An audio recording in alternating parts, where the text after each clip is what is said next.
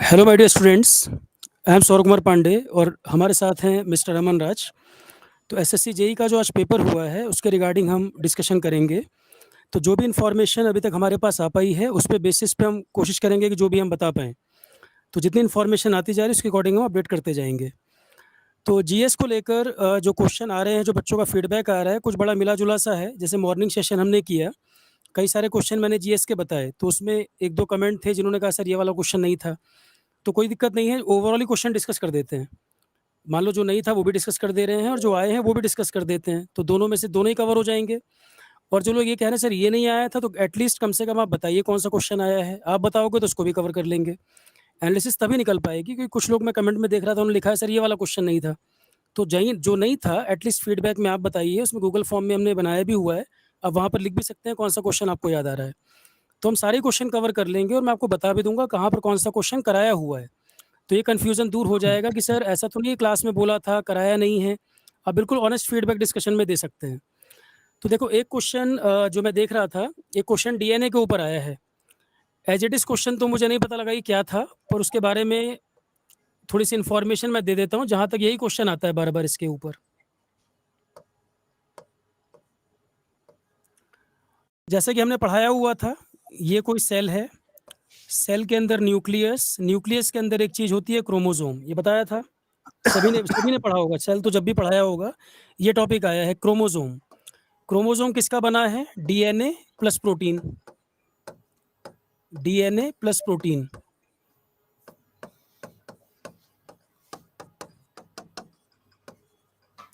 DNA इसका full form है deoxyribose nucleic acid. तो दो तरह के न्यूक्लिक एसिड जो न्यूक्लियस के अंदर पाए जाते हैं, एक का नाम डीएनए, एक का नाम आरएनए। तो हमने कहा था कि सेल के अंदर 2 पार्ट में स्टडी की जाती है, एक उसके न्यूक्लियस के अंदर का एरिया, एक न्यूक्लियस के बाहर का एरिया। न्यूक्लियस के अंदर 2 तरह के न्यूक्लिक एसिड हैं, एक डीएनए, एक का नाम आरएनए। तो क्वेश्चन जो आया होगा, जहाँ तक मेरा मानना है, 2-3 चीज़ों पे क्वेश्चन बनते हैं। डीएनए का फुल फॉर्म क्या है? Deoxyribose nucleic acid. आरएनए होता है राइबोस न्यूक्लिक एसिड। दोनों ही न्यूक्लिक एसिड बने हुए हैं, न्यूक्लिक एसिड के बनने के ही 3 कॉन्स्टिट्यूएंट हैं। न्यूक्लिक एसिड 3 चीज़ों से मिलके बनता है, उसमें होती है शुगर और उसमें होता है नाइट्रोजनस बेस और होता है फॉस्फेट ग्रुप। फॉस्फेट ग्रुप में उसके अंदर फॉस्फोरिक एसिड होता है। शुगर होती है, नाइट्रोजनस बेस होता है और फॉस्फोरिक एसिड होता है, H3PO4। तो न्यूक्लिक एसिड चाहे डीएनए हो, चाहे आरएनए हो, 3 चीज़ें कंटेन करेगा। डीएनए, आरएनए में एक तो अंतर आ जाता है शुगर का। डीएनए की जो शुगर है उसका नाम है C5H10O4 और आरएनए की शुगर में एक ऑक्सीजन इससे ज़्यादा होगी। तो आरएनए की शुगर का नाम है राइबोस शुगर, वहाँ पे C5H10O5 होता है। अगर एक ऑक्सीजन कम कर दोगे तो क्या बोलोगे? डीऑक्सी बोलोगे। भाई राइबोस शुगर का जो फार्मूला है C5H10O5 और एक शुगर कम कर दोगे तो डीएनए की हो जाएगी डीऑक्सी राइबोस शुगर। एक तो दोनों में शुगर का अंतर है डीएनए आरएनए में। फॉस्फोरिक एसिड दोनों में होता है। नाइट्रोजनस बेस जो है उसमें भी एक अंतर है। डीएनए के नाइट्रोजनस बेस का नाम होता है AGCT, adenine, guanine, cytosine and thymine. इस टी की जगह पर केवल एक नाइट्रोजनस बेस आरएनए में अलग हो जाता है जिसका नाम है यूरासिल। टी की जगह पे यू होता है आरएनए में। दोनों में अंतर समझ आया? डीएनए का स्ट्रक्चर होता है डबल हेलिकल। अगर अपने अंदर हम डीएनए की बात करें, क्या सभी में डीएनए डबल हेलिकल होता है? नहीं। बैक्टीरिया वगैरह में सर्कुलर डीएनए होता है। ये जो शेप होती है, ये ह्यूमन डीएनए की बात करें तो इस तरह का होता है डबल हेलिकल, जबकि आरएनए होता है सिंगल हेलिकल। एक अंतर ये है दोनों में। क्वेश्चन आता है कि डीएनए का डबल हेलिकल स्ट्रक्चर किसने बताया था? आंसर है वॉटसन एंड क्रिक। एक ये क्वेश्चन बहुत आता है और ये मैंने नहीं, जीएस जिसने भी पढ़ाया होगा सभी ने पढ़ाया होगा। एक क्वेश्चन डीएनए पे, क्योंकि मुझे ये पता लगा सर डीएनए पे क्वेश्चन आया है, तो जहाँ तक मेरा मानना है या तो डबल हेलिकल स्ट्रक्चर वर्ड आया होगा, किसने दिया? वॉटसन एंड क्रिक ने, या क्वेश्चन नाइट्रोजनस बेस का रहा होगा। और एक क्वेश्चन, ये नाइट्रोजनस बेस किस बॉन्ड के द्वारा आपस में जुड़े होते हैं? ए हमेशा ही डबल बॉन्डिंग करता है टी के साथ, सी हमेशा ही ट्रिपल बॉन्डिंग करता है जी के साथ। ए का मतलब एडेनिन, टी का मतलब थायामीन, सी का मतलब साइटोसिन, जी का मतलब ग्वानिन। जो बॉन्डिंग होती है ऑप्शन दिया होगा हाइड्रोजन बॉन्ड। ये भी पढ़ाया हुआ क्वेश्चन है पूरा का पूरा। या तो वहाँ पर हाइड्रोजन बॉन्ड ऑप्शन दिया है, हाइड्रोजन बॉन्ड पूछा होगा, या double helical structure Watson and Crick, ये क्वेश्चन आया होगा। तो अब इतनी इन्फॉर्मेशन मैं आपको दे रहा हूँ, तो शायद आप रिकॉल कर पा रहे हो क्वेश्चन एग्जैक्टली क्या था। ठीक है, एक तो बात हो गई ये। एक क्वेश्चन बच्चे ने लिखा था कि सर क्वेश्चन आया था सेंट्रल पॉल्यूशन कंट्रोल बोर्ड के बारे में। इन्वायरमेंट के नोट्स मैंने आपको शेयर किए हुए टेलीग्राम पे, जरा कॉपी खोल के देखिए क्या नहीं लिखवाया, जहाँ पे मैंने सारे एक्ट लिखवाए थे, जहाँ पे मैंने water prevention and pollution control act 1974 का कानून, उसके तहत बनी थी सेंट्रल पॉल्यूशन कंट्रोल बोर्ड, जिसका काम है वाटर पॉल्यूशन को भी टैकल करना, एयर पॉल्यूशन को भी टैकल करना, और स्टेट पॉल्यूशन कंट्रोल बोर्ड जो होते हैं उनको गाइड करना और कोऑर्डिनेट करना उनके बीच में। ये काम करता है सेंट्रल पॉल्यूशन कंट्रोल बोर्ड, जो कि water prevention and pollution control act 1974 के तहत बना था। स्टैट्यूटरी बॉडी है, नई दिल्ली इसका हेडक्वार्टर है, एनवायरमेंट मिनिस्ट्री के अंतर्गत आएगा। इसमें क्या नहीं पता आपको? अब देखिए एनवायरमेंट के अंदर पढ़ाया हुआ क्वेश्चन है कि नहीं है। मैं इसलिए डिटेल में डिस्कशन कर रहा हूँ, किसी को ये लगे सर ये नहीं बताया या जीएस बहुत टफ था, क्लास में नहीं हुआ, बोलिए। एक मैंने डीएनए के लिए आपको बताई बात, एक मैंने आपको बता दिया सीपीसीबी वाला क्वेश्चन, फिर अवार्ड के ऊपर क्वेश्चन बता रहे हैं। पर अवार्ड जब तक आप क्लियर कट मेंशन नहीं करेंगे कौन सा अवार्ड पूछा है, बता नहीं पाएंगे। हालांकि अवार्ड्स मैंने आपको बहुत सारे कवर कराए हुए हैं, या तो स्पेसिफिकली आप मुझे अवार्ड बताएं कौन सा अवार्ड पूछा गया। अवार्ड की मैंने पीडीएफ भी दे रखी है, बहुत सारे अवार्ड उसमें कवर्ड है, नोबल, भारत रत्न सब कवर्ड है। उसके बाद एक क्वेश्चन मुझे इसमें दिखा, पार्टीशन ऑफ बंगाल। उसके बारे में मैंने आपको क्या बताया था, बंगाल इंडियन नेशनलिज्म का जो एक ये उभर रहा था, इंडियन नेशनलिज्म, सारी क्रांति वहीं से उभर रही थी। तो कर्जन उस समय वाइसरॉय था, तो कर्जन का एजेंडा ये था कि वो बंगाल को स्प्लिट कर दे, जिससे कि इंडियन नेशनलिज्म की जो भावना उभर रही है लोगों में वो कमजोर पड़ जाए। क्योंकि बंगाल इंडियन नेशनलिज्म का नर्व सेंटर के तौर पर उभर रहा था, काफी सारे मूवमेंट वगैरह वहीं से होते थे। कर्जन ने ये कहा कि बंगाल एक बहुत बड़ी प्रोविंस है, उसका प्रॉपर एडमिनिस्ट्रेशन नहीं चल पा रहा है, प्रॉपर तरीके से हम उसको मैनेज नहीं कर पा रहे हैं, इसलिए हम बंगाल को पार्टीशन कर रहे हैं। जबकि कर्जन का रियल मोटिव था कि बंगाल इंडियन नेशनलिज्म का राइजिंग सेंटर था, इसलिए उसको स्प्लिट किया गया। रीजन उसने एडमिनिस्ट्रेशन का दिया था, पर उसका लॉजिक था कि स्प्लिट करने से डिवाइड एंड रूल पॉलिटिक्स चले, और बांटा भी था धर्म के आधार पर। East Bengal Muslim majority area, West Bengal था हिंदू मेजोरिटी एरिया। तो 1905 में ये पार्टीशन हुआ था। कांग्रेस के अंदर दो गुट हुआ करते थे, मॉडरेट एंड एक्सट्रीमिस्ट, नरमपंथी और गरमपंथी बोलते थे। मॉडरेट लोग किसी मास मूवमेंट के सपोर्ट में नहीं थे, किसी मास मूवमेंट के सपोर्ट में नहीं थे, तो एक्सट्रीमिस्ट के प्रेशर में उनको मूवमेंट चलाना पड़ा था, स्वदेशी एंड बायकॉट मूवमेंट।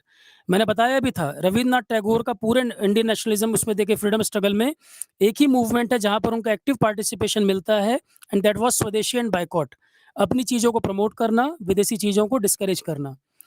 और 1905 का जो पार्टीशन ऑफ बंगाल उसके विरोध में किया गया था, स्वदेशी एंड बायकॉट मूवमेंट, बाद में उस फैसले को वापस ले लिया था किंग जॉर्ज फिफ्थ जब इंडिया आया था। किंग जॉर्ज फिफ्थ, जिसको हार्डिंग ने इनवाइट किया था थर्ड दिल्ली दरबार के मौके पर। ये पूरी की पूरी कहानी आपको बताई हुई है। अब इसके बाद आप बताइए पढ़ाया कि नहीं पढ़ाया। वाटर सॉल्युबल विटामिन, विटामिन मैंने आपको बताया था कि विटामिन हमें कोई एनर्जी नहीं देता। एनर्जी सबसे ज़्यादा देता है फैट, 9.2 कैलोरी पर ग्राम। कार्बोहाइड्रेट और प्रोटीन देते हैं 4 कैलोरी पर ग्राम। विटामिन हमें कोई एनर्जी नहीं देता, पर तो भी बॉडी में अलग अलग फंक्शनिंग और प्रोसेस के होने के लिए चाहिए। विटामिन को दो तरह से बांटा गया है, एक फैट सॉल्यूबल, एक वाटर सॉल्यूबल। फैट सॉल्यूबल होता है एडेक, ADEK। इन चार को छोड़कर जो कोई विटामिन हो वाटर सॉल्यूबल होता है, मतलब सी और बी। विटामिन सी की कमी से होने वाली बीमारी एक बच्चे ने लिखा कि पूछा है तो स्कर्वी, अगर वो क्वेश्चन आया है तो। जो ओवरऑल मेरे पास क्वेश्चन आया मैं सारे एक एक करके एक्सप्लेन कर देता हूँ आपको। तो उसका आंसर होगा स्कर्वी, अगर विटामिन सी वाला क्वेश्चन पूछा है तो। वाटर सॉल्युबल विटामिन बच्चे ने बोला क्वेश्चन आया है, और विटामिन सी की कमी से क्या होता है वो भी आया है। विटामिन ए की कमी से नाइट ब्लाइंडनेस पढ़ाया हुआ है। उसके अलावा क्लॉटिंग में कौन सा विटामिन हेल्प करता है, एक बच्चे ने ये बोला विटामिन के। क्लॉटिंग वाला क्वेश्चन अगर आया है तो विटामिन के हेल्प करता है क्लॉटिंग में। उसके बाद फिर एक क्वेश्चन आया बुद्धिज्म जैनिज्म के ऊपर। बुद्धिज्म जैनिज्म के ऊपर हमने जितना पढ़ा रखा है, मुझे नहीं लगता एग्जैक्ट क्वेश्चन तो बच्चे ने भेजा नहीं, पर वो क्वेश्चन जो भी आया होगा मुझे लगता है कि उसमें से कवर हो गया होगा। क्योंकि बस उसमें ये लिखा है कि सर बुद्धिज्म जैनिज्म पे क्वेश्चन आया है, एग्जैक्ट क्वेश्चन मुझे नहीं पता, या तो आप कमेंट में मुझे बता दीजिए, अब मैं भी हाथ कैसे सॉल्व कर देता हूँ। एंजाइम पे क्वेश्चन क्या बनता है, ऑल एंजाइम्स आर प्रोटीन्स, यही क्वेश्चन आता है। All enzymes are proteins but vice versa is not true. केवल एक एक्सेप्शन होता है, राइबोजाइम, और उसकी डिस्कवरी जिसने की थी उसको नोबेल मिला था। बेरी बेरी विटामिन भी पढ़ाया हुआ क्वेश्चन है। नोट्स में भी लिखा हुआ है, क्लास में भी कराया हुआ है। बेरी-बेरी हमारे हार्ट और ब्रेन को प्रभावित करता है, ये भी लिखा हुआ है कॉपी के अंदर। 1857 का रिवोल्ट, अब इसमें ये लिखा है तो 1857 रिवोल्ट, इसकी ये घटना तो शुरू हुई थी जब मंगल पांडे ने पहली गोली चलाई। पहली गोली चलाने से घटना स्टार्ट हुई थी। इमीडिएट फिर शुरू कहाँ हुआ? रीज़न क्या था कि नए-नए इंट्रोड्यूस हुए थे ग्रीस कार्ट्रिज, इनफील्ड राइफल आई थी। इनफील्ड राइफल में जो कार्ट्रिज इस्तेमाल होती थी वो ग्रीस्ड कार्ट्रिज होती थी। उसमें अ, पिग और काऊ उनकी स्किन यूज़ करते थे, वो चर्बी इस्तेमाल करते थे, जो कि हिंदू और मुस्लिम के सेंटिमेंट को भड़काने के लिए काफ़ी था। तो ये चीज़ उड़ गई कि जो नई कन इनफील्ड राइफल आई है, उसमें जो कार्ट्रिज हैं, उसमें पिग या काऊ की स्किन यूज़ की गई है। तो मंगल पांडे ब्राह्मण थे, उन्होंने गोली चला दी अपने ऑफिसर पे। ऑफिसर तो मरा नहीं, पर उनको फांसी हो गई थी बाद में।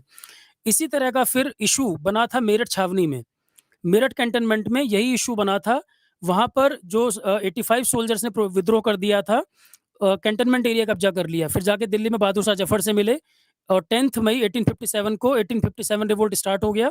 अलग-अलग जगह पे अलग-अलग लोग उसको लीड कर रहे थे।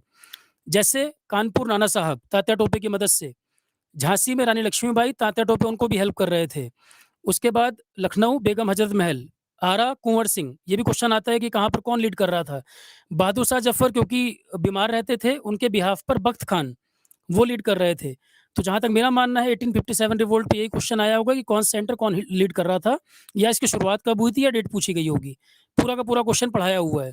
क्योंकि 1857 रिवोल्ट अंग्रेजों के खिलाफ एक बड़ा आंदोलन था, उसको वीडी सावरकर ने तो कहा था कि फर्स्ट वॉर ऑफ इंडिपेंडेंस है ये। पर आरसी मजूमदार इसके बारे में कहते हैं ना ही ये फर्स्ट था, ना ही ये वॉर था और ना ही ये इंडिपेंडेंस के लिए लड़ा गया था। तो 1857 का जो रिवोल्ट है वो पहला बड़ा प्रोटेस्ट झेलना पड़ा था अंग्रेजों को।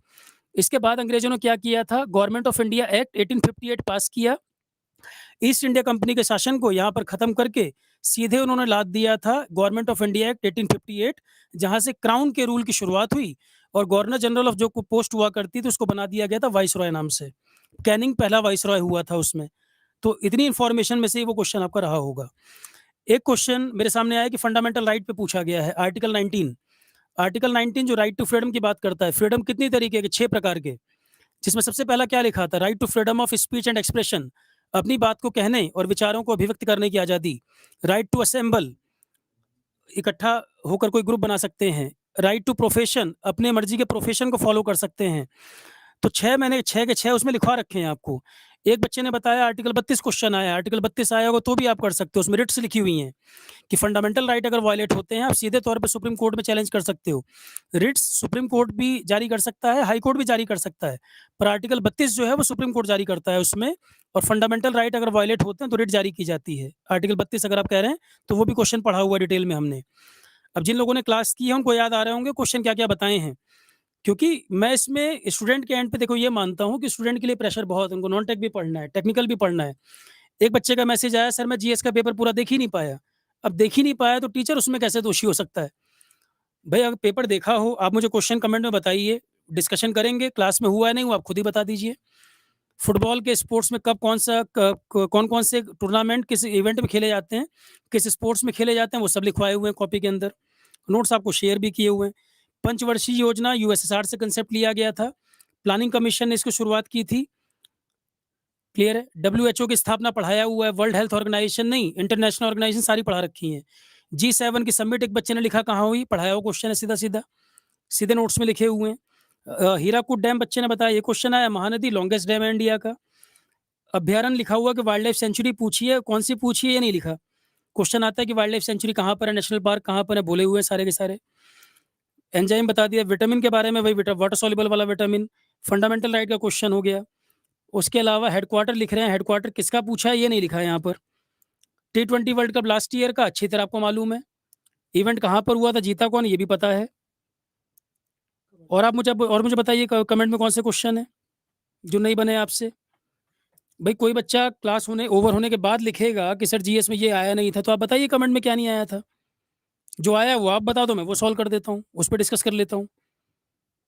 क्योंकि शाम को एक स्पेशल क्लास भी रखूंगा मैं, जिसमें सीधे-सीधे नोट्स में आपको दिखा दूंगा, ये नोट्स थे जो आपको दिए थे, ये क्वेश्चन आए थे।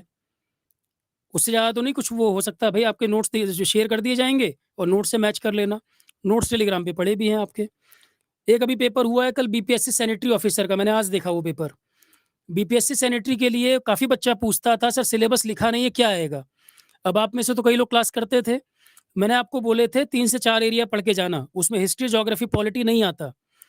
क्योंकि वो पेपर भी पहली बार हुआ, तो मैंने उसमें बोला था कि जो क्वेश्चन आएँगे, उसमें आपका करंट अफेयर आएगा, साइंस टेक आएगा और बेसिक साइंस में 9th-10th की एनसीईआरटी पढ़ लेना, फिजिक्स, केमिस्ट्री। और एक बताया था मैंने बिहार लोकल। आप बताओ अगर क्लास किए थे कि बताया था कि नहीं बताया था? सैनिटरी वाले में करंट अफेयर, साइंस टेक के क्वेश्चन, एनवायरनमेंट, बिहार लोकल और साइंस वाले में भी फिजिक्स, केमिस्ट्री, बेसिक 9th-10th वाला। अभी मैं पेपर आज देखने बैठा हूँ और हिस्ट्री, पॉलिटी, ज्योग्राफी मना किया था मत पढ़ना, वहाँ नहीं आएगा। एक भी क्वेश्चन उसमें से नहीं आया है। अभी एक क्वेश्चन आप लिख रहे हैं कैग, सीएजी का क्वेश्चन आया, जीसी मुर्मू बताया नहीं है। जम्मू कश्मीर जब स्प्लिट हुआ है, लेफ्टिनेंट गवर्नर उपराज्यपाल थे, बाद में उनको सीएजी बना के भेज दिया गया। सीएजी का काम क्या होता है? केंद्र सरकार या राज्य सरकार का कोई भी एक्सपेंडिचर हो, उसकी ऑडिट करना। केंद्र वाले की ऑडिट करके राष्ट्रपति को रिपोर्ट भेजना, राज्य वाले की ऑडिट करके गवर्नर को रिपोर्ट भेजना। ये राष्ट्रपति और गवर्नर की जिम्मेदारी है कि जो रिस्पेक्टिव हाउस है उसके सामने ये रिपोर्ट भेजें। क्लियर है? सीधे-सीधे क्वेश्चन थे ये। 21 का इवेंट, कबड्डी टूर्नामेंट भी लिखवाए हुए, पुराने नोट्स में करंट भी लिखाया हुआ है। G7 आप कह रहे हो नहीं आया, मैं तो ये कह रहा हूँ कि जो बच्चे ने ओवरऑल क्वेश्चन जो भेजे हैं, किसी ने मान लो गलत भी G7 भेजा है, मैं वो भी डिस्कस कर दे रहा हूँ। तो जो आपके वाले हैं, आप अपने वाले भी लिख दो, इसमें क्या प्रॉब्लम है? भाई ऑनलाइन पेपर है, टीचर को तो सीधे-सीधे ऑफलाइन पेपर मिला नहीं हुआ है। आप ओवरऑल क्वेश्चन लिखते जाइए, मैं बता दूँगा भाई कौन से आए हैं। आप उसका क्वेश्चन G7 नहीं आया, आप छोड़ो उसको, आप अपना बता दो क्या आया। क्योंकि डीआरडीओ का पेपर भी हुआ है, बीपीएससी सैनिटरी भी हुआ है, क्या पता बच्चा वहाँ के क्वेश्चन लिख रहा हो, आप अपने बोल दो। गंगा रिवर पे क्वेश्चन आया है, अगर गंगा रिवर में ए टू जेड जो भी क्वेश्चन आया वो बना होगा। गंगा रिवर बहुत डिटेल में पढ़ाया हुआ है हमने। डीएनए वाला क्वेश्चन आसानी से बना होगा। और इतने क्वेश्चन हुए थे, मैंने आपसे बोला था कि कुछ क्वेश्चन जो नहीं बनेंगे मत करना उनको। पर मुझे इतने में ये अंदाजा लग रहा है कि काफ़ी क्वेश्चन एज इट इज़ हैं जो आपके बन रहे हैं, जो क्लास के अंदर डिस्कस हुए हैं। अब बुद्धिज़्म, जैनिज़्म मैंने डिटेल में किया हुआ, क्वेश्चन पक्का बना होगा ये। और जो लोग ये कह रहे हैं सर नहीं आए, क्वेश्चन नहीं बने, वो मुझे कमेंट में लिख के बताएं या तो। भाई अगर आप बिल्कुल जेन्युइन हैं, आप सही तरह से पूछ रहे हो तो बताइए। नोबेल प्राइज आया हुआ। नोबेल प्राइज़ तो पढ़ा रखा है मैंने, 22 का भी, 21 का भी, 20 का भी, तीनों पढ़ाए हुए हैं। तीनों करा रखे हैं। रमन मैक्स से पढ़ाया हुआ है। डीआरडीओ की फुल फॉर्म पूछा है, बताओ। ये नहीं बनेगा तो कैसे बात बनेगी? डीआरडीओ वाला तो कई बच्चे ने बोला है कि डीआरडीओ वाला क्वेश्चन आया है। डीआरडीओ वाला क्वेश्चन आया है, कई बच्चे ने बताया हुआ है।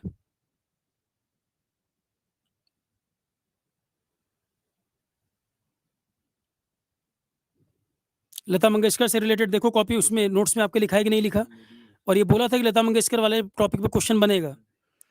क्लास उठा के देख लीजिए रिकॉर्डिंग वाली, उसमें बोला था कि लता मंगेशकर का टॉपिक जब आया था, भारत रत्ना जब मैं पढ़ा रहा था, उनका बर्थ प्लेस वगैरह बताया था मैंने आपको, और वहीं पर कहा था लता मंगेशकर से रिलेटेड एक क्वेश्चन आएगा, क्योंकि हाल ही में उनकी डेथ हुई है। पर सीधी सी बात है, क्लास करेंगे, रेगुलर बैच किया होगा तो बनेगा। और 7:45 जब मैं स्पेशल क्लास शाम को कराऊंगा तो उसमें ये चीज़ आपको रिकॉर्डिंग दिखा भी दूंगा, या तो वो उतना पोर्शन कट करके दिखा देंगे, नोट्स में मैच करवा दूंगा मैं आपको। ठीक है सर, आप कुछ बोलना चाहें तो उसमें ऐड करिए। ठीक।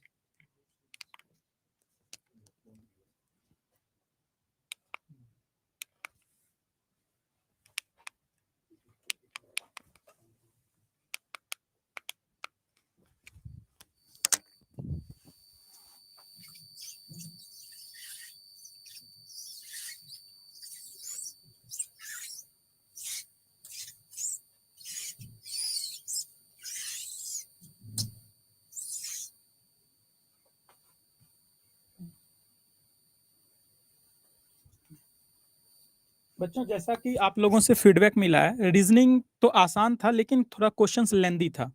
जैसे कुछ को बच्चे ऐसे हो गए कि हमें 50 आउट ऑफ 50 क्वेश्चंस अटेम्प्ट करने ही हैं, तो उनसे ये हुआ है कि या तो टेक्निकल छूट गया है या जनरल अवेयरनेस और जो जीके का पोर्शंस है वो छूट गया है।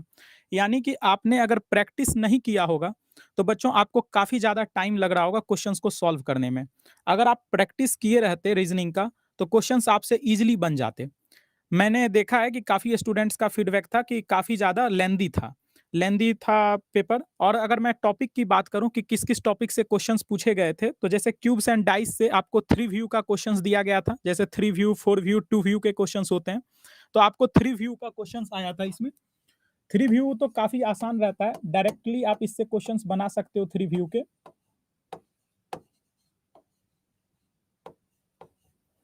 और जो उसमें पूछा गया था कि अपोजिट फेसेस, कोई एक फेस दे दिया गया था और आपसे अपोजिट फेस पूछा गया था कि इसके अपोजिट फेस क्या होंगे।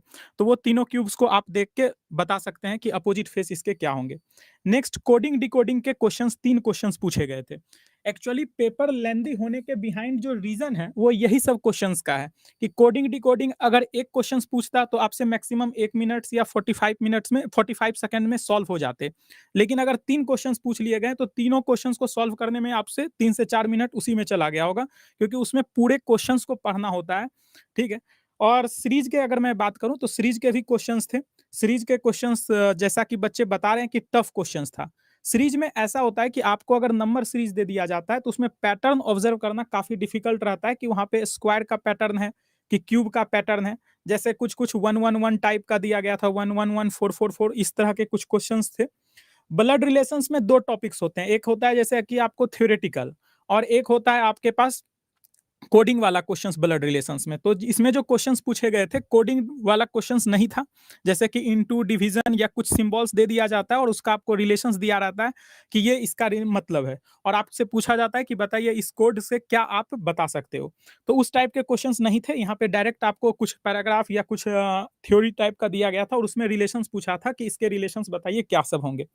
एक मिरर इमेज के क्वेश्चंस आए थे और मिरर इमेज के क्वेश्चंस काफी आसान होते हैं। अगर आप क्लास अटेंड किए हो तो क्लास में सारी चीजें बताई जाती है कि कैसे आप ट्रिक से बना सकते हो। अब जैसे कुछ बच्चों को अगर ट्रिक ही नहीं पता होगा तो वो क्वेश्चन सच में काफी ज्यादा टाइम लग जाएगा। आप उस क्वेश्चन को जब तक में सोचोगे तब तक में काफी सारे जो आपके कंपिटिटर हैं वो बहुत सारे क्वेश्चंस को सॉल्व कर लेंगे। जैसे मिरर इमेज के क्वेश्चंस जो पूछे जाते हैं तो उसमें आपको सिंपली बताया जाता है कि अगर कोई भी टाइम दिया रहे तो आपको क्या करना है कि 1160 में से माइनस करना है। जैसे क्वेश्चंस जो था वो था 1230 का मिरर इमेज क्या होगा। अगर आप इमेजिन कीजिएगा तो आपके पास 1 मिनट चला जाएगा। अगर आप प्रैक्टिस किए हो तो सिंपल सी बात है कि 1230 को आप लिख सकते हो 0030, यानी कि 30 मिनट सिर्फ हुआ है। तो यहाँ पे आपको क्या करना था, बस 30 मिनट्स को माइनस कर देना था। अगर आप इसमें से 30 मिनट माइनस करते तो आपके पास ये आ गया 30 और इधर आपके पास 11। तो कितने सेकंड्स लगे? तो जैसे कि बच्चे बता रहे हैं कि सर काफी ज्यादा लेंथी था, तो कुछ क्वेश्चंस ऐसे भी होते हैं जो कि आप तुरंत बना सकते हैं, उसमें आपको टाइम लगेगा ही नहीं। तो मिरर इमेज के क्वेश्चंस थे। वाटर इमेज के क्वेश्चंस पूछे ही नहीं गए थे। मिरर में लेफ्ट राइट चेंज होता, ऐसा कुछ नहीं है। आपको कंसेप्ट मिरर इमेज के अगर टाइम वाले क्वेश्चंस आए होंगे तो जितने भी क्वेश्चंस आते हैं वो डायरेक्ट इससे बनते हैं। और अगर वाटर इमेज का क्वेश्चंस रहता है तो वो आपको 1790 में से माइनस करना होता है या 1813 में से माइनस करना होता है।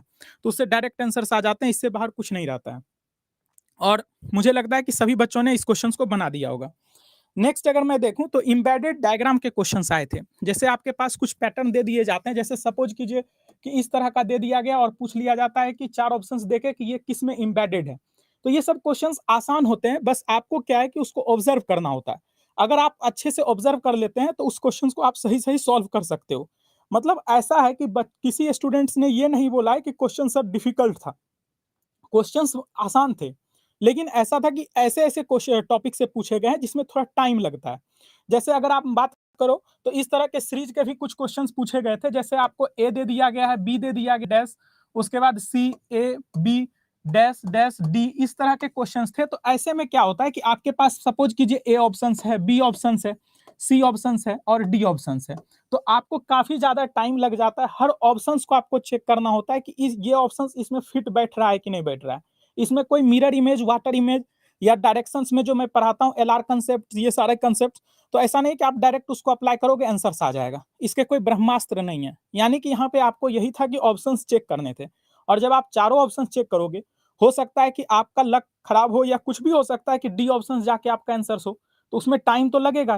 किसी का ए ऑप्शंस में ही आंसर्स आ गया होगा, तो वो सब चीजों में आपका टाइम काफी ज्यादा लगा है।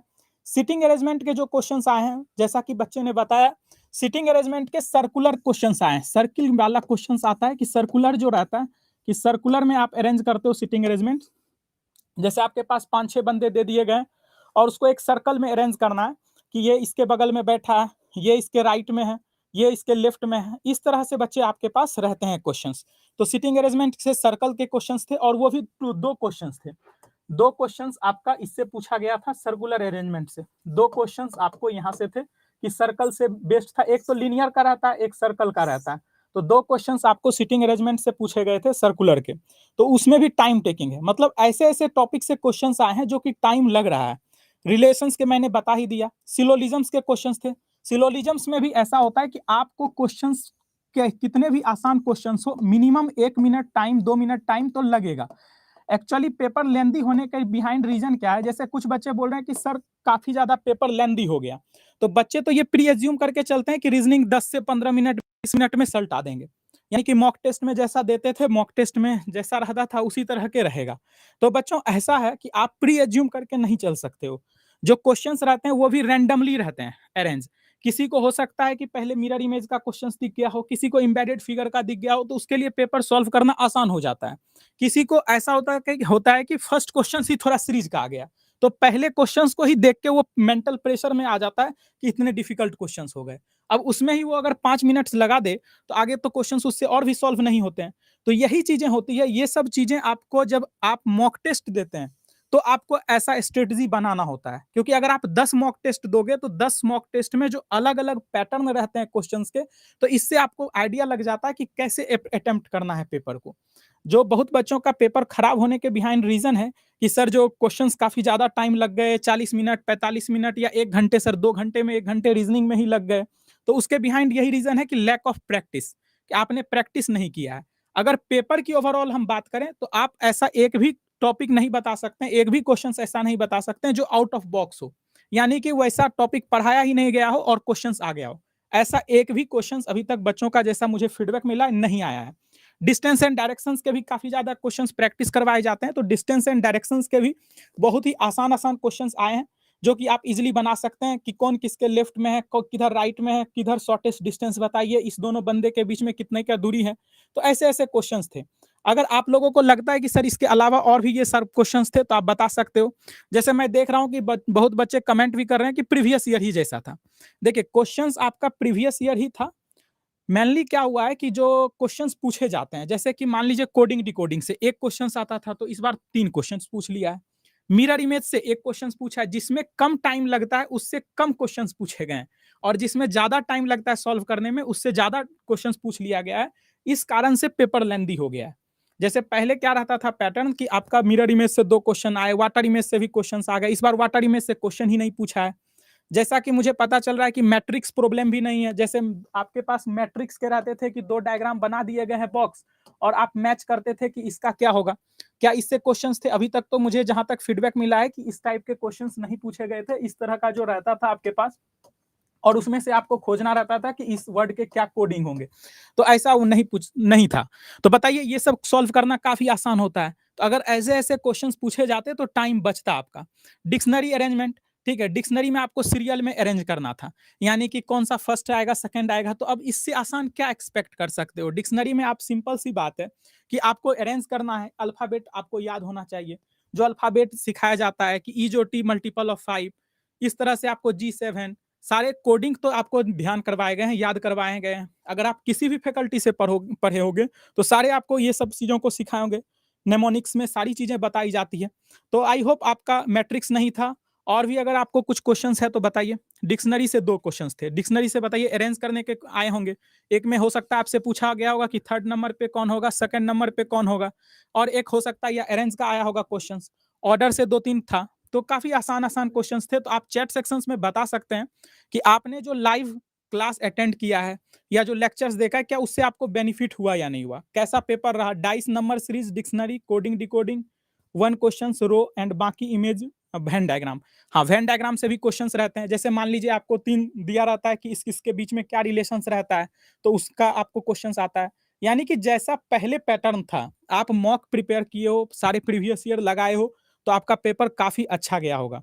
और अगर मैं अटेम्प्ट की बात करूं, तो अगर आपने 45 तक भी अटेम्प्ट किया है, 45 प्लस अटेम्प्ट कर दिए हो, तो बहुत ही अच्छा है। अगर 45 प्लस अटेम्प्ट किए हो रीजनिंग में 50 में, तो काफ़ी अच्छा है। 40 प्लस भी है, तो ऐसा नहीं सोचना है कि आप काफ़ी कम अटेम्प्ट किए हैं। वो भी एक एवरेज माना जाएगा, अच्छा स्कोर माना जाएगा अगर आपका 40 प्लस भी अटेम्प्ट है तो। अगर 40 से कम है, तब सोचने वाली बात है। हुआ ये है कि आप टाइम मैनेज नहीं कर पाए। बहुत बच्चों का ऐसा मैसेज आया कि सर रीजनिंग में काफ़ी ज़्यादा टाइम लग गया और उसके कारण टेक्निकल छूट गया।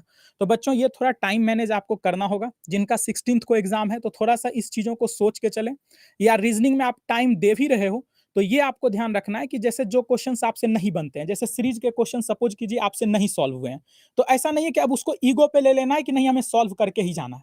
इस चीज़ों के बारे में नहीं सोचना है। अगर क्वेश्चन्स नहीं बन रहे हैं तो आगे मूव ऑन कीजिए। कभी ऐसा होता है कि कोई क्वेश्चंस आपने गलत सॉल्व कर दिया है, या आपको उस समय काफ़ी हड़बड़ाहट में आप कुछ ना कुछ मिस्टेक्स कर रहे हो, तो उसको आगे बढ़ जाओ। मैं लाइव क्लास में भी स्टूडेंट्स को यही बोलता हूँ कि आप जो है सीरीज़ के क्वेश्चंस को छोड़ दिया करो अगर आपके दिमाग में एक बार क्लिक नहीं करता है। क्योंकि वो ऐसे क्वेश्चंस होते हैं कि हमें भी कभी-कभी समझ में नहीं आता है कि यहाँ पे क्या लॉजिक्स लग रहा है सीरीज़ के क्वेश्चंस में। तो बच्चों सीरीज़ के क्वेश्चंस को सॉल्व करना यानी कि आपके लिए सिर्फ डिफ़िकल्ट नहीं है, ये हमारे लिए भी डिफ़िकल्ट है। तो अगर वो एक बार में क्लिक नहीं कर रहा है तो उसको आप लेफ्ट कर दो, बाद में अगर लास्ट में टाइम बचता है तो बाद में उसको बना लो, ठीक है? रेस्ट अदर जो टॉपिक हैं जिस जो पैटर्न्स पे आ रहे हैं क्वेश्चंस, वो सब क्वेश्चंस आपसे नहीं छूटने चाहिए।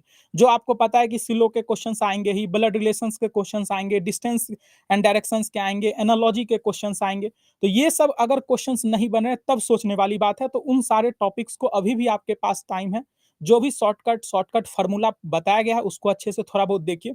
रीजनिंग में तो वैसा कोई हार्ड एंड फास्ट रूल नहीं है, वैसा कोई फ़ॉर्मूला नहीं है। लेकिन कुछ-कुछ टॉपिक्स हैं जैसे मिरर इमेज में हमने आपको बताया था कि 1160, अगर ये किसी को पता रहता तो उसके लिए ये 5 सेकंड का क्वेश्चन्स है।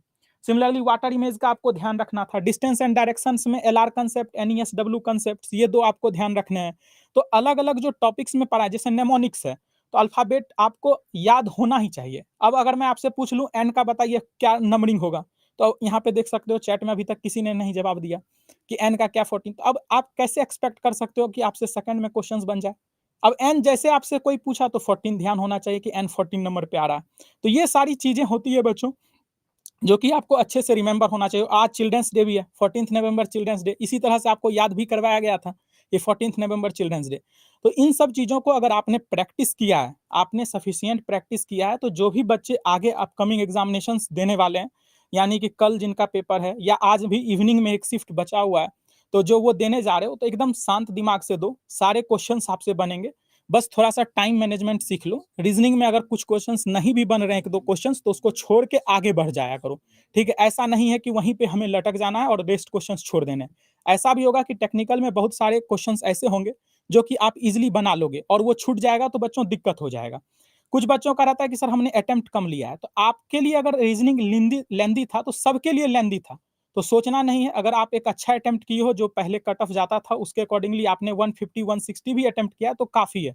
यहाँ पे ये मैटर करता है कि आपका एक्यूरेसी कितना है, ये नहीं कि अटेम्प्ट कितना करना है। यहाँ ये नहीं होता है कि आपको 200 में 200 अटेम्प्ट करने हैं या 180 प्लस अटेम्प्ट करना है। तो यहाँ पे आप बच्चों एक्यूरेसी पे भी ध्यान दीजिए कि रीजनिंग में अगर टाइम दे रहे हैं तो सही सॉल्व होना चाहिए। जीके जीएस बना रहे हैं तो सही बनाओ क्योंकि नेगेटिव भी मार्किंग है। तो सौरभ सर कुछ बताइए कि कैसा रहेगा इसका? मुझे इसमें एक पॉइंट जो जोड़ना है सर, जी।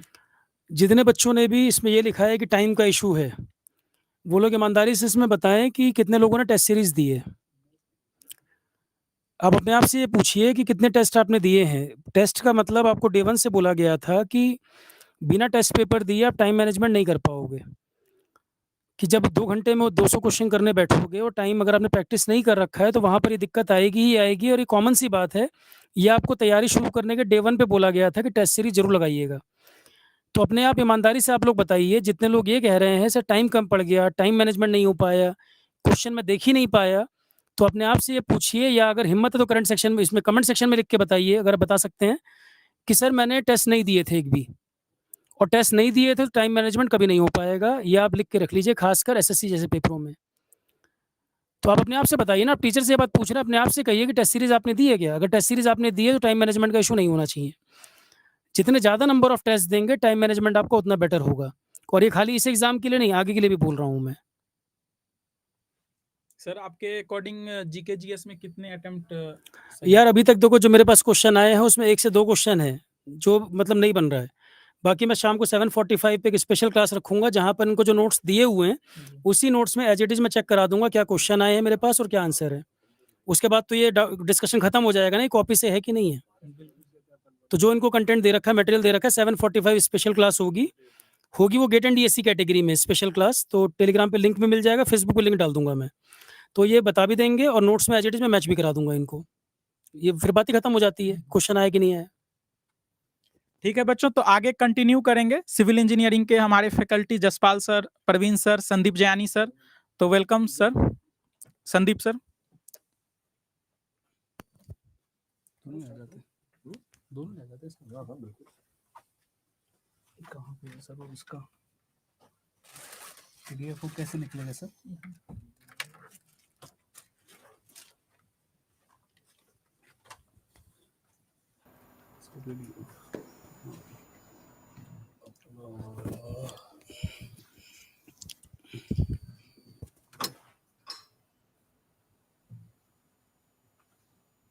हेलो गाइस, वॉइस क्लियर आ रही है क्या आप लोगों के पास? एक बार ये देख लेते हैं कि वॉइस क्लियर आ रही है या नहीं आ रही है।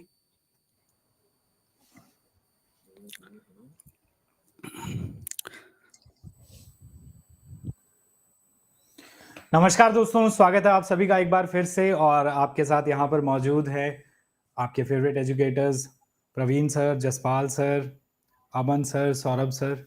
तो अब दोस्तों यहाँ पे हम सिविल इंजीनियरिंग का एनालिसिस स्टार्ट करते हैं। काफ़ी सारे क्वेश्चंस आपने जो भी प्रीवियस 2 वीडियोस आई थी एनालिसिस की, उनके अंदर आपने देखे होंगे, और कुछ और क्वेश्चंस जो हैं इस सेशन में आप अभी आपको देखने को मिलेंगे।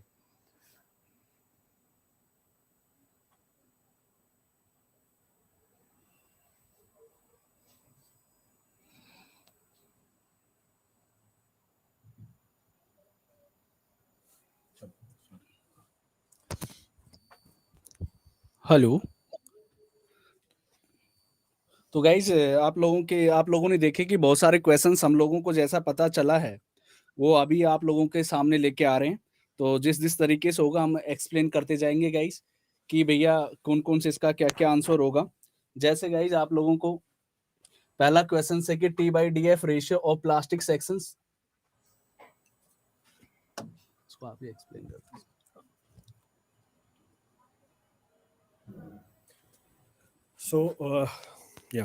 Hello everyone. तो ये पहला प्रॉब्लम है आपके, ये स्टील का प्रॉब्लम है। अब इसमें लिखा हुआ है T/DF ratio. Actually the ratio is of width to thickness ratio. ये रेशो हम देते हैं to prevent the local buckling को प्रिवेंट करने के लिए दी जाती है। और जो प्रॉब्लम है मेरे ख्याल से कंप्रेशन मेंबर का था। सो फॉर कंप्रेशन मेंबर जो हमारे रोल्ड सेक्शन के लिए है, फॉर प्लास्टिक स्टेट, तो प्लास्टिक स्टेट के लिए पूछा हुआ है, प्लास्टिक सेक्शन के लिए। तो जो limiting width to thickness ratio है यानी B/TF की रेशो है, इट इज 9.4E। तो ऑप्शन भी था ये, कंफर्म कर लिया ये फ्रॉम डिफरेंट स्टूडेंट्स। तो जो रेशियो है हमारी लिमिटिंग विड्थ टू थिकनेस की, तो B/TF की जो रेशियो है, नोटेशंस आप चेंज कर सकते हो, नोटेशन में भी changed, there is no issue in that. So for avoiding the local buckling, the ratio of the width to limiting thickness should be 9.4 times of। ये compression member के लिए है, and for rolled section, for class 1 plastic section। अगर आपको और कोई data बीच बीच में ध्यान आता है तो आप मेंशन कर दीजिएगा। You can mention that data. Not seen properly, लो आप दिख रहा है प्रॉपर्ली? अच्छा, नॉट सीन केयरफुली, वो खुद के लिए बोल रहा है कि केयरफुली नहीं देखा था हमने। नेक्स्ट प्रॉब्लम सर, आगे कर दीजिए।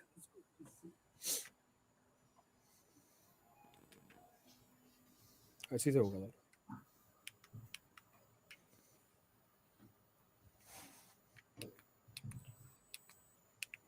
दूसरा गाइज आपसे पूछा गया कि flexor bending strain in guys extreme compression fibre. तो आप लोगों से एक्सट्रीम कंप्रेशन फाइबर की मतलब एक्सट्रीम कंप्रेशन की फाइबर की तरफ पूछा गया है। तो एक सेकंड, तो इसका आंसर होगा गाइज 0.0035 गाइज। अब ये सवाल आप लोगों से अगले उसमें भी आ सकता है या दूसरे उसमें भी आ सकता है, दूसरे सेट में भी। अब यहाँ पे कंप्रेशन फाइबर में पूछा गया आपसे गाइस, टेंशन में स्टील की साइड भी पूछ सकता है। तो आप लोगों को ये पता होना चाहिए, और इससे बहुत सारे सवाल भी बनते हैं गाइस। जैसे आरसीसी में करोगे तो आईएएस कोड के ऊपर बहुत सारे सवाल बनते हैं कि भैया कहाँ तक आपका जो स्ट्रेस स्ट्रेन करो कहाँ तक पैराबोलिक होता है, आप लोगों से एक्सयू भी निकलवा सकता है। तो ये सारी चीजें आप लोगों से निकलवा सकता है, पर आप लोगों को ये सारी पता होना चाहिए। अब गाइस इसमें श्रिंकेज वाला भी पूछ सकता है, उसमें भी आपको पता होना चाहिए 0.003 होता है। श्रिंकेज को कैसे प्रिवेंट करते हैं ये भी आप लोगों को पता होना चाहिए कि हमें भैया कंप्रेशन और टेंशन साइड में सेम अमाउंट में हमें रेनफोर्समेंट पता होना चाहिए। अब इसी सवाल को घुमा के वो कुछ भी पूछ सकता है कि भैया जैसे डबली रेनफोर्समेंट बीम है तो उसका ये एडवांटेज हो गया कि श्रिंकेज कम हो जाएगा, क्योंकि हम कंप्रेशन साइड में भी रेनफोर्समेंट दे रहे हैं और टेंशन साइड में भी दे रहे हैं। तो एक ही सवाल को घुमा घुमा के बहुत सारे आपके सेट में पूछ लिया जाएगा, पर आप लोगों को कंफ्यूज होने की बिल्कुल जरूरत नहीं है कि भैया आपको कंफ्यूज हो गए। अब इस कहने का मतलब है कि आरसीसी से जितने भी क्वेश्चंस पूछे जाएंगे आपसे आईएएस 4, 5, 6 से ही पूछे जाएंगे।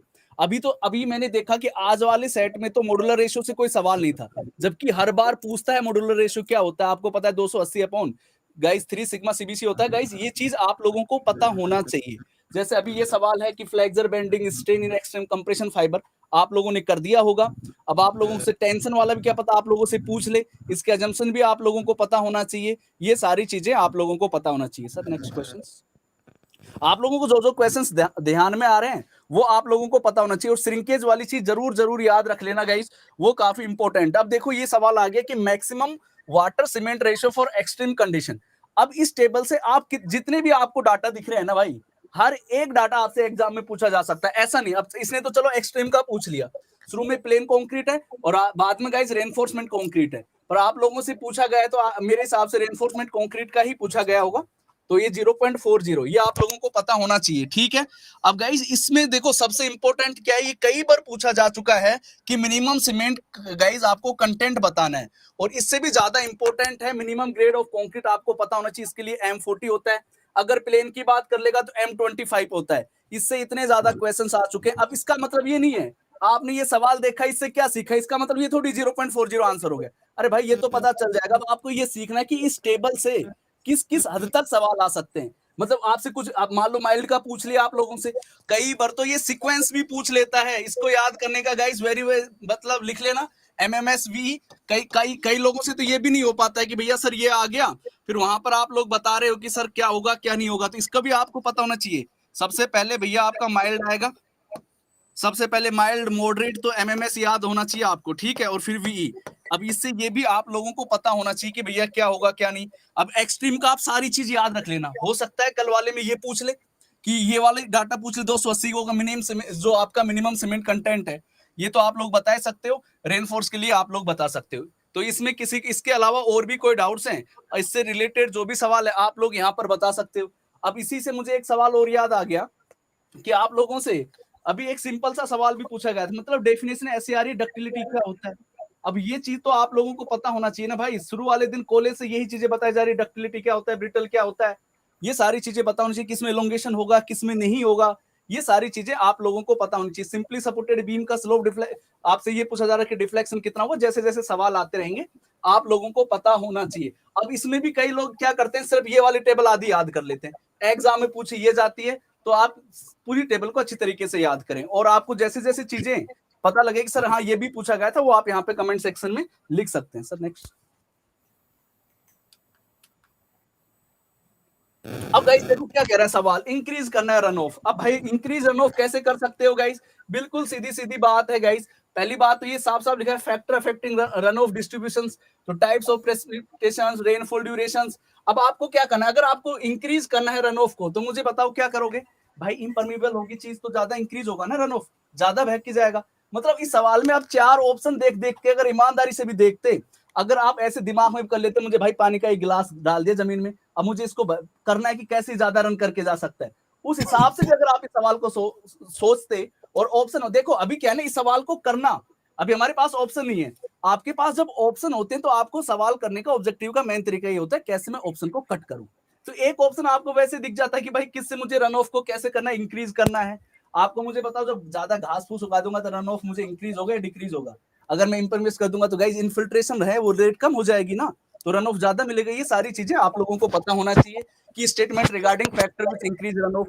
अब आपसे कुछ भी रिलेशन पूछ सकता है यहाँ पे, अभी यहाँ पर पूछा नहीं है, आप लोगों से इवापोट्रांसपिरेशन से पूछ सकता है, कंजप्टिव यूज से भी पूछ सकता है कि किसका किससे मेजरमेंट करते हैं, रेन गेज क्या होता है, ये सारी चीजें भी। क्योंकि अब देखो अब वो भी अभी देखो अभी आप लोग क्या कह रहे थे कि सर बीएमसी का जमाना गया है, जमाना किसी का नहीं आएगा, जमाना किसी का नहीं गया। अभी एक कमेंट कर रहा था लड़का, मुझे वैसे मैंने देखा था मैसेज कि सर अब इन सब्जेक्ट से ज्यादा सवाल आ रहे हैं।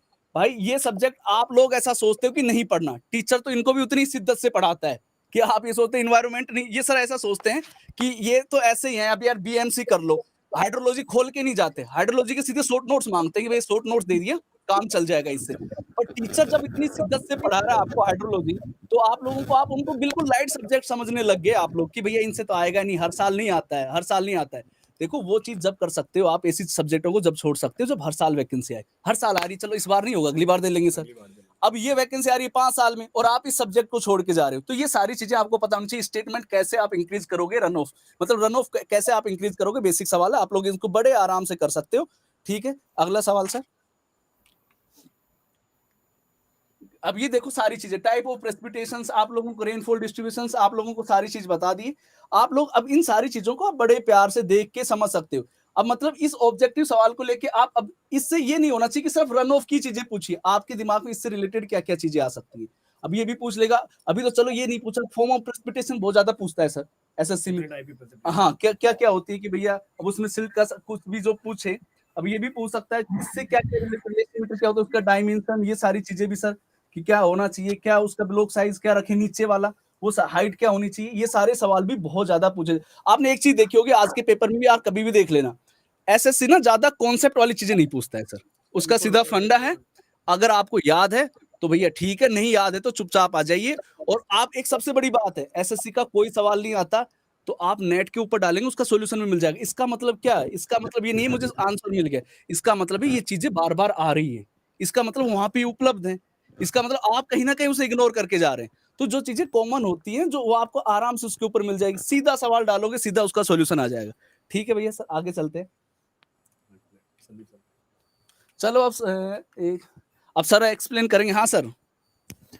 नहीं सर, कोई प्रॉब्लम नहीं है, आप कंटिन्यू करिए। अरे सर करिए, बच्चों को अच्छा समझ में आ रहा है सर। डिमांड है सर, करिए। नहीं, कोई प्रॉब्लम नहीं है सर। सर अभी तक जैसा सर ने बताया, काफी सारे क्वेश्चंस जो हैं, आई होप आपने सर के जो पिछला सेशन था वो भी देखा होगा, जो पहले एनालिसिस का सेशन हुआ था और एक सेशन सिविल 101 पर हुआ था। उसके अंदर काफी सारे क्वेश्चंस हमने डिस्कस कर लिए थे और कुछ और नए सवाल जो हमारे पास आए वो भी जसपाल सर ने, प्रवीण सर ने डिस्कस किया है यहाँ पे, और कुछ और फर्दर आगे डिस्कस कर लेते हैं। डिजाइन स्पीड फॉर एक्सप्रेसवे की अगर हम बात करें तो मैक्सिमम लिमिट की अगर हम बात करें तो वो 120 है। मैक्सिमम स्पीड की बात करें तो वो 120 किलोमीटर पर आवर हम कंसीडर करके डिजाइन करते हैं। ग्रेन साइज एनालिसिस के अंदर बात आती है तो क्वेश्चन थोड़ा सा इनकम्प्लीट है यहाँ पर। आई थिंक जो क्वेश्चन आया था वो फाइन ग्रेन एनालिसिस का था। फाइन ग्रेन एनालिसिस हम किसके लिए करते हैं? सो सेडिमेंटेशन एनालिसिस उसके लिए करेंगे। अगर कोर्स ग्रेन की बात होगी तो सीव एनालिसिस के थ्रू हम जाएंगे उस पर।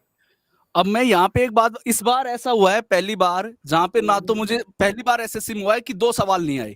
एक तो काइनेमेटिक विस्कोसिटी की डायमेंशन की मीटर स्क्वायर पर हर बार, हाँ डेंसिटी की आगे चलो, वो सवाल तो हर बार आता है। दूसरा सर सीयू क्या होता है d60/d10, सीसी क्या होता है d30² एक बार तो ये भी पूछा है d10 को क्या बोलते हैं।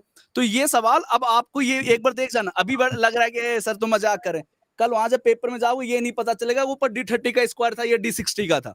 इतना ज्यादा स्ट्रेस होता है। तो जो आप सोचते हो ना कि ये सवाल नहीं आ सकता, एसएससी वही पूछता है कि यार ये तो बहुत हल्का है, ये नहीं आएगा, और एग्जाम में वही पूछा जाता है। तो आप लोगों को सारी चीजें पता होनी चाहिए।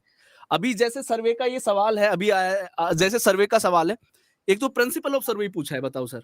जबकि अगर कोई भी एजुकेटर अगर सर्वे स्टार्ट करता है तो सबसे पहले ये बताता है कि भैया उससे क्या होती है, एक्युमुलेशन ऑफ प्रिवेंट होती है एरर, इसलिए हम होल टू पार्ट करते हैं। अब ये सवाल बार बार आ रहा है एग्जाम में, और कितनी बार आएगा, हर बार आएगा और हर बार गलत करके आओगे। तो इससे आपको सारी चीजों को सीखना है जब भैया। हम पढ़ते हैं तो इसके ऊपर फिर ये आता है कि अगर ऐसा सिंपल क्वेश्चन, कई बार कुछ दोस्त जो होते हैं पढ़ने में बहुत अच्छे होते हैं, उनको जब ये बताया जाता है कि ये बहुत ही बेसिक सी चीज है, स्टार्टिंग यहीं से कर रहे हैं, प्रिंसिपल यही है सब्जेक्ट का, और ये एग्जाम में क्वेश्चन आता है। आजकल ऐसे क्वेश्चन नहीं आते सर एग्जाम में। अरे वही तो सर, अगर आप, मैं ये कह रहा हूँ, अगर मान लो सर कल क्विज लेते हैं और पहला सवाल ये डाल देते, बताओ डेंसिटी बराबर क्या है, कमेंट करने आ जाएंगे जमाना चेंज हो गया है, सवाल अलग लेवल के पूछे जाते हैं, ये सवाल एसएससी जेई लेवल के नहीं है। अरे भैया किसी भी चीज को हल्के में नहीं लेना होता है। देखो सबसे बड़ा नुकसान क्या होता है, मेरा मानना ये है, तब सवाल गलत हो जाए तो सर कोई बड़ी बात नहीं है, क्योंकि सबका लगभग गलत होता है। अगर इजी वाला गलत हो रहा है तो इसका मतलब रेस से बाहर हो, आप रेस से बाहर हो, क्योंकि जो सबका सही हो रहा है वो आपका गलत है, तो आप उसे भाई कब उसको क्रॉस कर पाओगे। वो इस चीज को आपको ध्यान में रखना है, जो इजी है उसको तो आपको सबसे मतलब, वो तो दुआ करो कि भगवान से ये मेरा गलत ना हो।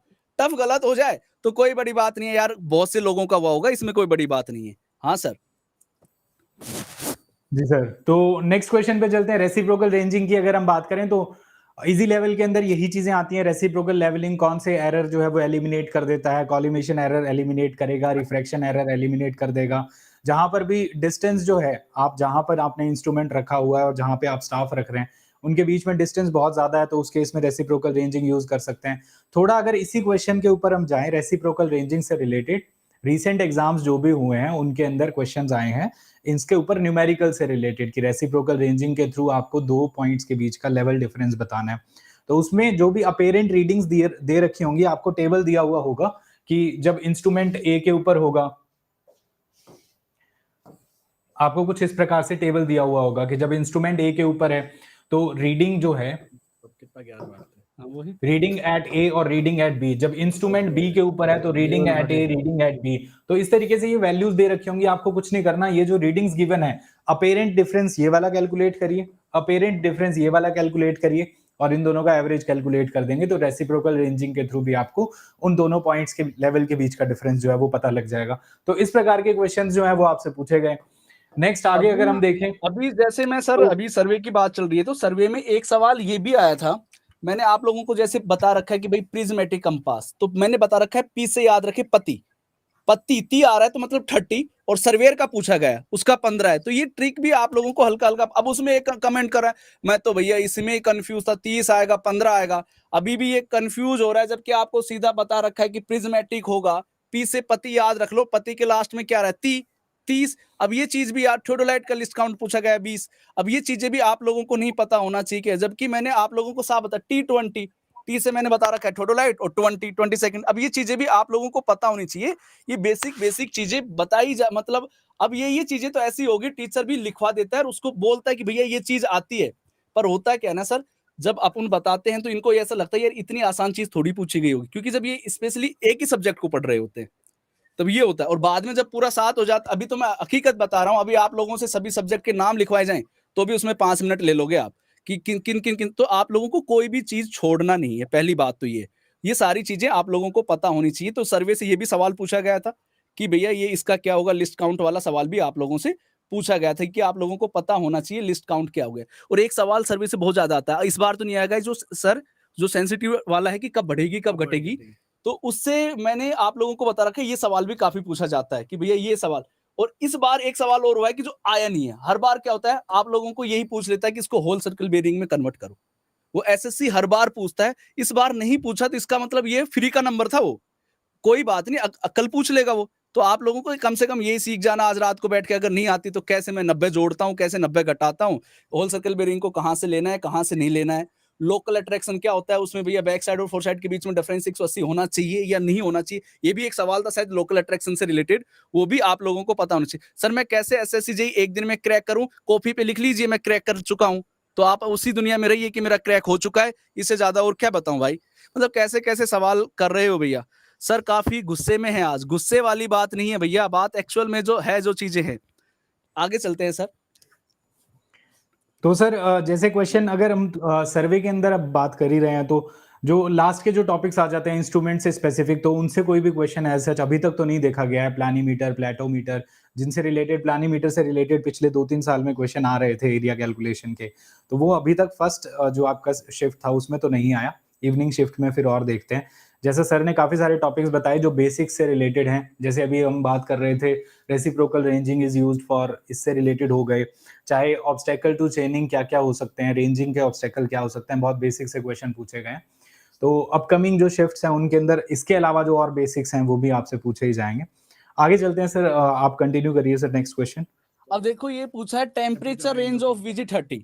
अब ये देखो हम तो इसका आंसर बता देंगे आप लोगों को कि भैया इसका 38 से 45 है। अब आपको ये इसका ये ध्यान में रखना है कि अब आपको खुद देखना है नोट्स में जाके कि भैया VG10 के लिए कितना होगा, VG20 के लिए कितना होगा, VG30 के लिए कितना होगा, VG40 के लिए क्या होगा। असली एनालिसिस वही है जो आप लोगों को पता होना चाहिए।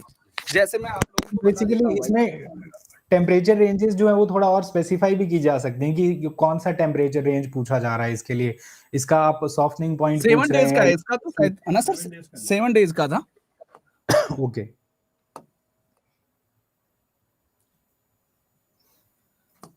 ये देखो 7 डेज का पूछा गया आप लोगों से, तो इसका आंसर क्या आ जाएगा? 38 से 45। भाई लिखा नहीं जा रहा, पर आप लोग मेरी भावना को जरूर समझे कि मैं क्या बोलना चाह रहा हूँ, वो इंपॉर्टेंट है ज्यादा। ये सब तो आपके नोट्स में ऑलरेडी लिखा हुआ है। अगर मैं अब मुझे लगता है कि भैया कल अगर आपके पास VG 10 का आ जाए तो आप लोगों को पता होना चाहिए कि भैया लेस देन 30 होगा। अगर आप Less लोगों than से 30. गाइस, अगर आप लोगों से VG 40 का पूछ लिया जाए तो ग्रेटर देन 45 होगा। ये आप लोगों को पता होना चाहिए। अगर VG 20 का पूछ ले कि सर इसका कितना होगा, तो आपको पता होना चाहिए 30 से 38 होगा। तो ये सारी चीजें आप लोगों से पूछी जा सकती हैं। देखो होता क्या है ना, जब भी क्वेश्चंस पेपर बनता होगा, सर ज्यादा बताएंगे आप लोगों से, तो हर एक आदमी का माइंडसेट होता है, खुद का एक फेवरेट जोन होता है। अगर वो VG 30 का पूछना, उसका ये वाली चीज फेवरेट है, तो हो सकता है VG 10 वाली भी चीज उसको सर क्लिक करे। तो ये वाली चीज है, आपको एक पेपर को सोल्व करने का अपना एक तरीका होता है। कई हैं जो पंचवर्षीय योजना भी समझ के तैयारी कर रहे हैं, और कई हैं जो फर्स्ट अटेम्प्ट में भी क्लियर कर लेते हैं। उनका यही सिंपल तरीका होता है कि कौन किसको जितनी जल्दी से भाप ले, वो सबसे अच्छा होता है गाइस। तो आप लोगों जैसे कृष्ण भगवान अर्जुन के सारथी क्यों बने? उनको पता था ये बंदा जिता देगा। बन जाते तो भीम के भी बन जाते, पर पता है कि भैया, इसीलिए सेम चीजें आपको पता होना चाहिए कि एग्जाम में क्या चीज पूछी जा रही है, उसी को फोकस। अब कई लोग तो है ना रट लिए इसको, हाँ बस मास्टर ने बता दिया, हो गया कल का जुगाड़ सेट मेरा। अब इससे सेट करने का ये जुगाड़ सेट नहीं करना भाई, ये पता होना चाहिए 10 का कितना है, 20 का कितना है, ये सारी चीजें आप लोगों को पता होनी चाहिए। हाँ सर आगे चलते हैं। चलिए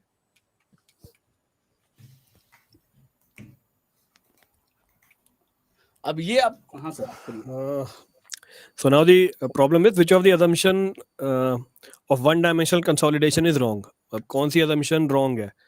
तो पहला बोला Darcy's law is valid, clay is unsaturated, clay is homogeneous, और एक चौथा assumption दे रखा था वॉल्यूम से रिलेटेड कि जब कंसोलिडेशन होगी तो वॉल्यूम चेंज होगा वन डायमेंशन के अंदर या डेप्थ के अलॉन्ग ही। तो बेसिक फंडामेंटल जो कंसोलिडेशन का वो यही है कि सॉइल सैचुरेटेड रहेगी कंसोलिडेशन से टाइम भी और कंसोलिडेशन के बाद भी। तो उसने बोला कौन सी बात गलत है, तो इसने बोला क्ले इज अनसैचुरेटेड, इसका मतलब ये assumption नहीं है। So which of the assumption is wrong? तो जो assumption wrong है वो है clay is unsaturated। तो clay क्या होनी चाहिए यहाँ पे?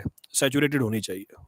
अब यहीं से सर कॉम्पैक्शन का भी पूछ लेता है कि कॉम्पैक्शन Consolidation क्या है, कंसोलिडेशन का मतलब क्या है। अब ये सवाल भी आते हैं कि कई कहाँ पे एयर वॉइड्स निकल रहा है, क्या एक्सपेल्शन ऑफ वाटर हो रहा है, ये सारी चीजें बेसिक चीज। कंपैक्शन किस वजह से होगा, क्या क्या फैक्टर्स होते हैं कॉम्पैक्शन करने के, कि एयर के एक्सपेल्शन से होता है, एयर के कॉम्पैक्शन से होता है, सॉलिड के कॉम्पैक्शन से होता है, या पानी एक्सपेल्ड होता है। तो 4 पॉइंट्स आपको ध्यान रखने हैं कंपैक्शन के लिए भी और कंसोलिडेशन के लिए भी।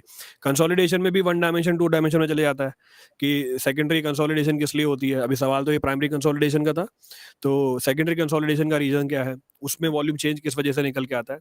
तो जब एक सवाल हमें कंसोलिडेशन का मिला, इसके आसपास की जितनी भी चीजें हैं वो भी आपको ध्यान में रखनी है, क्योंकि वो भी पूछी जा सकती है अगले एग्जाम के अंदर।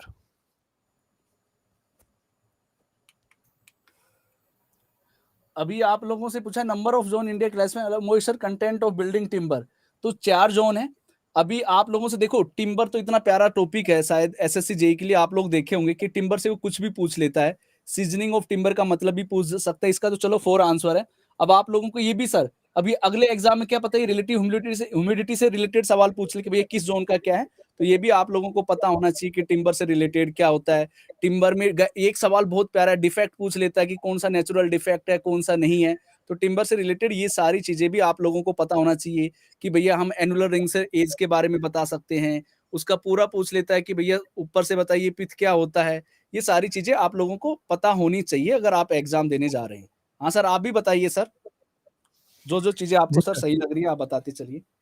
टिम्बर से स्पेसिफिक सर, टिम्बर जो है अगर जैसा इस केस में पूछा गया है, इनके मॉइस्चर कंटेंट से रिलेटेड पूछ लिया क्वेश्चन, टिम्बर्स की क्लास पूछ लेता है उनके मॉडुलस ऑफ इलास्टिसिटी के अकॉर्डिंग या फिर अवेलेबिलिटी के अकॉर्डिंग। तो अगर एग्जामिनर टिम्बर टॉपिक पर गया है, इट मींस दैट कि टिम्बर से मुझे एक क्वेश्चन पूछना है, तो अब हर सेट के अंदर एक एक क्वेश्चन जो है वो डाला जाएगा टिम्बर से। अब एक उसके मॉइस्चर कंटेंट से रिलेटेड अगर आया, एक तो उसका on the basis of availability XYZ categories के अंदर अगर हम बताते हैं, मॉडुलस ऑफ इलास्टिसिटी के अकॉर्डिंग हम उसको बताते हैं, तो वो जरूर पढ़ लीजिएगा, वो भी आपसे पूछ सकता है। या फिर टिम्बर के जो डिफेक्ट्स हैं उनसे रिलेटेड क्वेश्चन आ सकते हैं। टिम्बर का जो ड्यूरेबिलिटी टेस्ट करते हैं, स्पेसिमेन का डायमेंशन, उससे रिलेटेड ये बेसिक सी चीजें हैं जो पूछी जा सकती हैं आपसे टिम्बर से स्पेसिफिक। और एक वो सॉफ्ट वाला भी पूछ लेता है, इनमें से कौन सी सॉफ्ट है। हाँ हाँ वो भी हाँ। आप लोगों को पता होना चाहिए, ये भी कई बार पूछा जाता है। अब ये सारी चीजें आप लोग जैसे हर चीज को आपको तैयार करके जाना है, क्योंकि आप ये नहीं कर सकते। अब कई तो ऐसे कमेंट कर रहे सर अगली बार एसएससी जेईई की वैकेंसी कब आएगी, पहली खत्म नहीं हो रही है, उसके भी पेपर अभी आज पहली शिफ्ट हुई, आप अगली की तरफ तैयारी करने की बात करें, तो आप चीजों को करें, अच्छी तरीके से करें, ईमानदारी से करें, जब मजा वुड आएगा।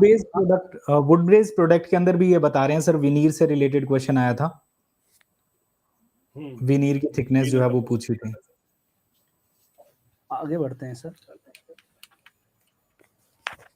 अब ये सवाल आया आप लोगों से, एमयू लिमिटिंग निकलवाया गया है, तो आप लोगों को सबको ये सवाल पता होना चाहिए कि भैया किस किस के लिए कितना होता है, किस किस के लिए क्या नहीं होता। अब इसको आराम से आप सोल्व करेंगे तो आपको इसका भी पता लग जाएगा कि अब इसमें ये भी पता होना चाहिए 250 के लिए कितना होता है, 415 के लिए कितना होता है। अब ये मतलब सारी चीजें मतलब बिल्कुल आसान है कि सर किसके लिए कितना होता है। 0.148 एफसी के बीडी स्क्वायर किसके लिए होता है, 0.138 किसके लिए होता है, 0.133 किसके लिए होता है। यहाँ पर 415 के लिए पूछा गया है, तो आप सीधा 0.138 एफसी के बीडी स्क्वायर वैल्यू पुट करेंगे, आराम से सवाल आ जाएगा। अब यहाँ से देखो एक सवाल और पूछ लेता है सर, वो एक्स लिमिटिंग बाय डी का रेशियो भी पूछ लेता है, एएसटी लिमिटिंग आ जाती है। हाँ, तो वहां पे भी पूछ लेता है कि 0.53 किसके लिए होना चाहिए, 0.48 किसके लिए होना चाहिए, 0.46 किसके लिए होना चाहिए। ये सारी चीजें भी एग्जाम में पूछी जाती है, और ये फिक्स चीजें हैं। ये नहीं पूछेगा तो कल वाले शिफ्ट में वो पूछ लेगा, क्योंकि भाई सर ये RCC मुश्किल का नहीं है, ये वाला पोर्शन जो है जब पढ़ते हैं, जब टीचर पढ़ाता है इन टॉपिक्स को, तो उस वक्त समय चाहिए होता है ये पूरा टॉपिक एक्सप्लेन करने में, और तब काफी डिटेल में जाती है वो चीज। एक बार वो अंडरस्टैंडिंग बैठ जाती है कि कैसे टर्म्स आपने एक्सप्रेस की, मोमेंट ऑफ रेजिस्टेंस कैसे कैलकुलेट हुआ है, लीवर आर्म कैसे हो रहे हैं, वो हर एक इंडिविजुअल टर्म जब आ जाती है, उसके बाद जो है ये पोर्शन स्टार्ट होता है कि अगर ऑब्जेक्टिव के पॉइंट ऑफ व्यू से पूछेगा तो बस आपको फॉर्मूला क्यूबीडी स्क्वायर यूज करना है, इतना आ जाएगा। तो पर सर वहां अब तक इस बात पहुंचते कि एक बार सैचुरेट हो जाते हैं। हाँ, पर अब इस बात को ये कह सकते सर, अपन जिस दिन RCC स्टार्ट होती है और जब तक खत्म हाँ नहीं हो सर। जाती, कितनी बार रिवाइज होता है आप हर जगह पूछ रहा है। एमयू लिमिटिंग कहीं ना कहीं निकालते हैं, डिजाइन कर रहे हैं, निकालते हैं। अगर एक चीज जो इतनी बार रिपीट हो रही है, अगर वो भी आपको याद नहीं हो पा रही है, तो इसका मतलब भाई लोचा है, सीधी सी बात ये है। क्योंकि कोई बड़ी चीज नहीं है कि अगर कोई देखो, कोई ये आसान सवाल में अगर आपको ये सवाल गलत हो रहा है तो आप रेस से बाहर हो रहे हैं, ये बात मैं कहना चाह रहा हूँ। जो अगर थोड़ा सा अजीब सा है वो गलत हो जाए, कोई बड़ी बात नहीं भाई, चलो कोई बात नहीं। ये सवाल अगर गलत हो रहे तो आप रेस से बाहर हो रहे, तो इनको तो आपको पता भी होना चाहिए कि क्या होगा क्या नहीं होगा।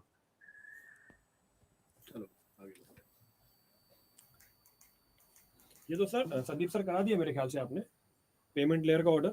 हाँ ये हो गए सर, फिर मैंने हटा दिए थे ये क्वेश्चंस, 2-3 क्वेश्चन शायद सीक्वेंस में आएंगे, एंगेज वाला हटा दिए थे। हाँ ये हो चुके हैं सर, ये प्रीवियस सेशन में हो गए थे।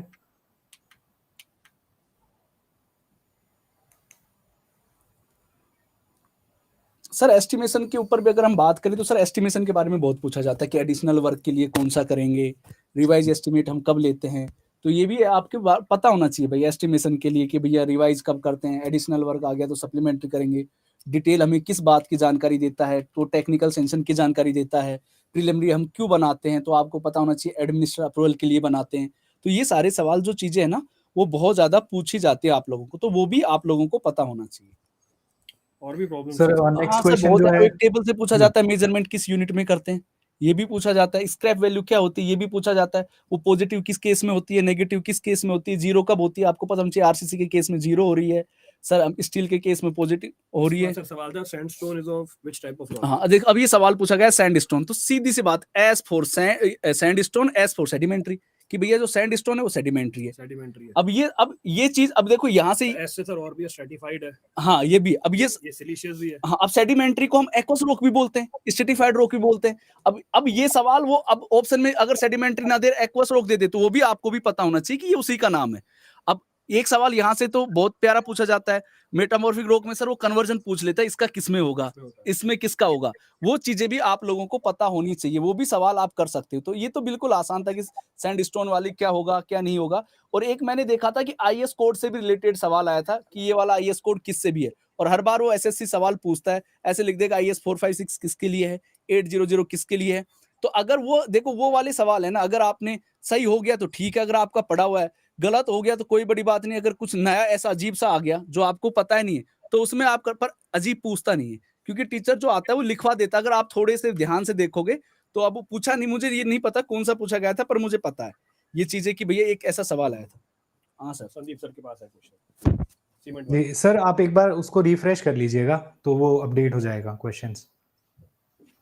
Which content is reduced in low heat cement to reduce its heat of hydration? तो बहुत ही बिल्कुल बेसिक सिंपल सा क्वेश्चन था। ट्राई कैल्शियम एल्यूमिनेट सबसे ज्यादा हीट ऑफ हाइड्रेशन रिलीज करता है, उसको रिड्यूस कर देंगे। डाई कैल्शियम सिलिकेट जो है उसको हम इंक्रीज कर देंगे। प्रोपोर्शंस की बात करेंगे तो इस केस में लगभग 5% तक ले आएंगे ट्राई कैल्शियम एल्यूमिनेट को, और डाई कैल्शियम सिलिकेट को 46% तक ले जाएंगे। तो ट्राई कैल्शियम एल्यूमिनेट को रिड्यूस करेंगे, डाई कैल्शियम सिलिकेट को इंक्रीज करेंगे। अब सर जैसे ये लो हीट सीमेंट का सवाल है, इससे ये भी पूछ लेते हैं कि बताओ ये मास कंक्रीटिंग में यूज करते हैं या नहीं करते। अब ये आप लोगों को पता होना चाहिए करते या नहीं करते। अब ये भी सवाल पूछ लेता है कि मास कंक्रीटिंग के लिए कि भैया स्लंप वैल्यू क्या होनी चाहिए, 25 से 50 होनी चाहिए। जो कैनाल लाइनिंग होता है उसके लिए स्लंप वैल्यू क्या होनी चाहिए, 70 से 80 होनी चाहिए। तो ये भी चीज आप लोगों से पूछता है, तो आप लोगों को पता होनी चाहिए। रोड रिपेयरिंग कर रहे हो तो उसमें जनरली कौन सी लेते हैं। जिप्सम का सवाल भी जरूर आएगा, जिप्सम्स क्या है। तो ये सारी चीजें भी आप लोगों को पता होनी चाहिए। और सीमेंट के टेस्ट से तो सवाल जरूर आते हैं। अगर अब इस बार बीएमसी कम आई तो इसका मतलब ये मत समझ लें कि हर शिफ्ट में बीएमसी कम आएगी, क्योंकि अगर बीएमसी स्ट्रॉन्ग होता है तो वो शायद उसका टेक्निकल औरों की बजाय ज्यादा अच्छा हो जाता है। नेक्स्ट क्वेश्चन पर चलते हैं सर। नेक्स्ट जो आपका क्वेश्चन पूछा गया वो व्हाट इज एजीमथ से रिलेटेड सर्वेइंग से क्वेश्चन है। ये सर्वे के एस्पेक्ट से आपसे पूछ रहा है। तो एंगल जो मेजर करते हैं हम with respect to north 0 to 360 degree, simple सा आंसर होगा इसका अगर इसी एस्पेक्ट में ऑप्शंस दिए हुए हैं तो। अब एक सवाल सर ये था कि अभी मैंने देखा था आपकी स्क्रीन पे आ रहा था रिंडोल्स नंबर का। तो भैया रिंडोल्स नंबर क्या होता है? इनर्शिया बाय विस्कस हो गया। अब आप लोगों से अब रिंडोल्स नंबर पूछ लिया, अब आप लोगों से ये भी तो पूछ सकता है कि भाई फ्रोड नंबर क्या होता है। मैंने साफ साफ तरीके बता रही, फ्रोड, फ्रोग, मेंडक जी आता है, ग्रेविटी से डिवाइड कर दो यार। अब क्या होता है सरफेस टेंशन के लिए क्या होता है। तो ये मतलब ये सारी चीजें मैंने आप लोगों को बता रखी है कि भैया किसमें क्या आएगा, किसमें क्या नहीं आएगा। तो ये सारी चीजें आपको पता होनी चाहिए। जैसे फ्लोड नंबर क्या होता है, शायद फॉर्मूला भी पूछा था, V/√LG। तो ये सारी चीजें आप लोगों को पता होनी चाहिए। अब रिंडोल्स नंबर से सर ये सवाल भी पूछ लेता है कि उसके लिए क्या क्या होना चाहिए, कि भैया लेमिनार फ्लो के लिए कितना रिंडोल्स नंबर होना चाहिए, 2000 से कम होना चाहिए। ये सारी चीजें भी सर एग्जाम में बार बार पूछी जाती है, तो वो आप लोगों को पता होना चाहिए। Next question sir, consistency limits are defined by R, या फिर किसने बताई थी वो कंसिस्टेंसी लिमिट्स। डिफाइंड बाय का मतलब तो हो जाएगा यहाँ पर फॉर्मूला कोई लिखा हुआ होना चाहिए, या फिर हम ये बोल सकते हैं कुछ स्टेटमेंट्स होनी चाहिए जो कि आपको ये बता सकते हैं कि सॉइल के अंदर मॉइस्चर कंटेंट जैसे जैसे वेरी कर रहा है तो उसकी कंसिस्टेंसी कब सॉलिड से सेमी सॉलिड और ये होना चाहिए। अब यहाँ अगर पे नाम आप पूछ रहा है सारी कि- चीजें देख सकते हैं सर। जैसे हम ये पूछ सकते हैं कि श्रिंकेज लिमिट क्या होता है, वो मिनिमम वाटर कंटेंट जिसके ऊपर सोइल फुली सैचुरेटेड होती है।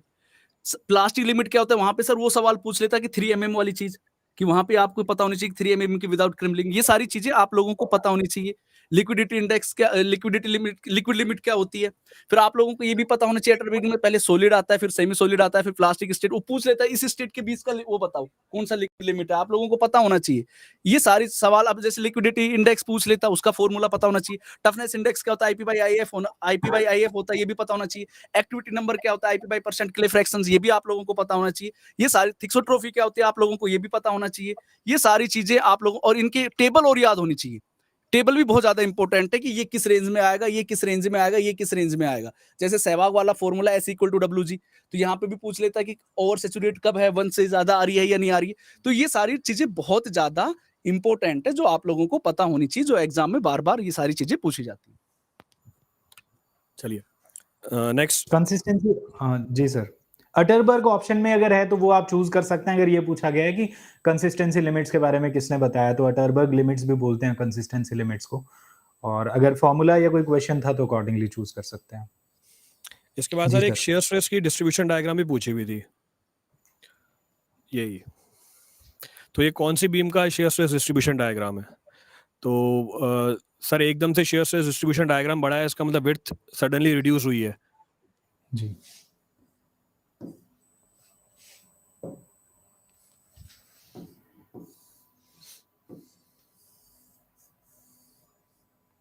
सर, शेप डिपेंड करता है कि अब एल शेप भी हो सकती है, टी शेप भी हो सकती है। ओवरऑल थिकनेस अगर हमें देखनी है, यहाँ पे थिकनेस बस ये ओवरऑल ध्यान ज्यादा रख थी, सकते हैं कि बस यहाँ पे विड्थ कम हो गया। सडनली रिड्यूस हुई है विड्थ, वो एल भी हो सकता है, टी भी हो सकता है, और कोई ज्योमेट्री बॉक्स भी हो सकता है सर। ऐसे तो जी सर। विड्थ जहाँ पे सडनली रिड्यूस हो जाती है। सडन रिडक्शन वाला सर आप जो बता रहे हैं वो मतलब वो पॉसिबिलिटी चेक करनी है। बाकी जिन्होंने पेपर दिया उन्हें पता होगा एल था ऑप्शन में, एक साईं बोल रहा है कि एल था ऑप्शन के अंदर, इनवर्स एल आया था, हाँ तो इनवर्स एल भी करेक्ट है। सो इनवर्स एल ऑप्शन था तो वही होगा, हाँ ये एल था, ठीक है। तो जैसे ही क्योंकि स्ट्रेस डिस्ट्रीब्यूशन डायग्राम में इंक्रीमेंट हुआ है स्ट्रेस का, तो बी की वैल्यू कम होनी चाहिए।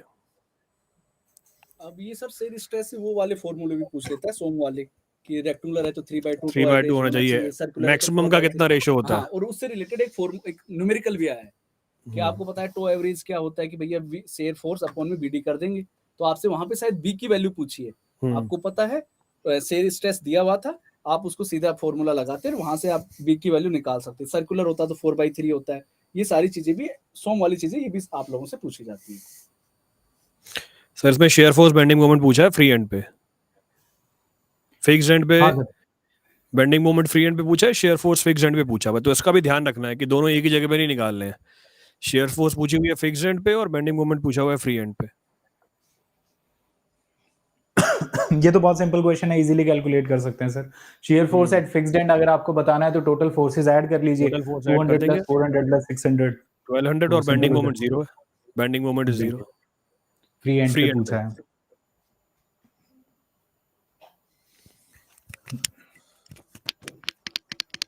Expand the depth ratio of simply supported beam। तो दोस्तों ये आपको बहुत अच्छे से कितनी बार बताया गया है कि हर एग्जाम में आता ही आता है, कैलकुलेशन आ जाए चाहे इससे रिलेटेड न्यूमेरिकल या फिर आपसे रेशो पूछ ले। कैंटिलीवर से स्पेसिफिक अगर आप बताएंगे तो span to effective depth ratio जो है वो 7 होनी चाहिए। सिंपली सपोर्टेड बीम के लिए मैक्सिमम वैल्यू 20 है, अगर कंटिन्यूअस के लिए बात करेंगे तो वो 26 है। और ये सब किसके लिए है? For spans up to 10 metre. इससे ऊपर अगर होगा तो आपको 10 बाय स्पान से मल्टीप्लाई करना होगा इन वैल्यूज को। सिंपल सा क्वेश्चन।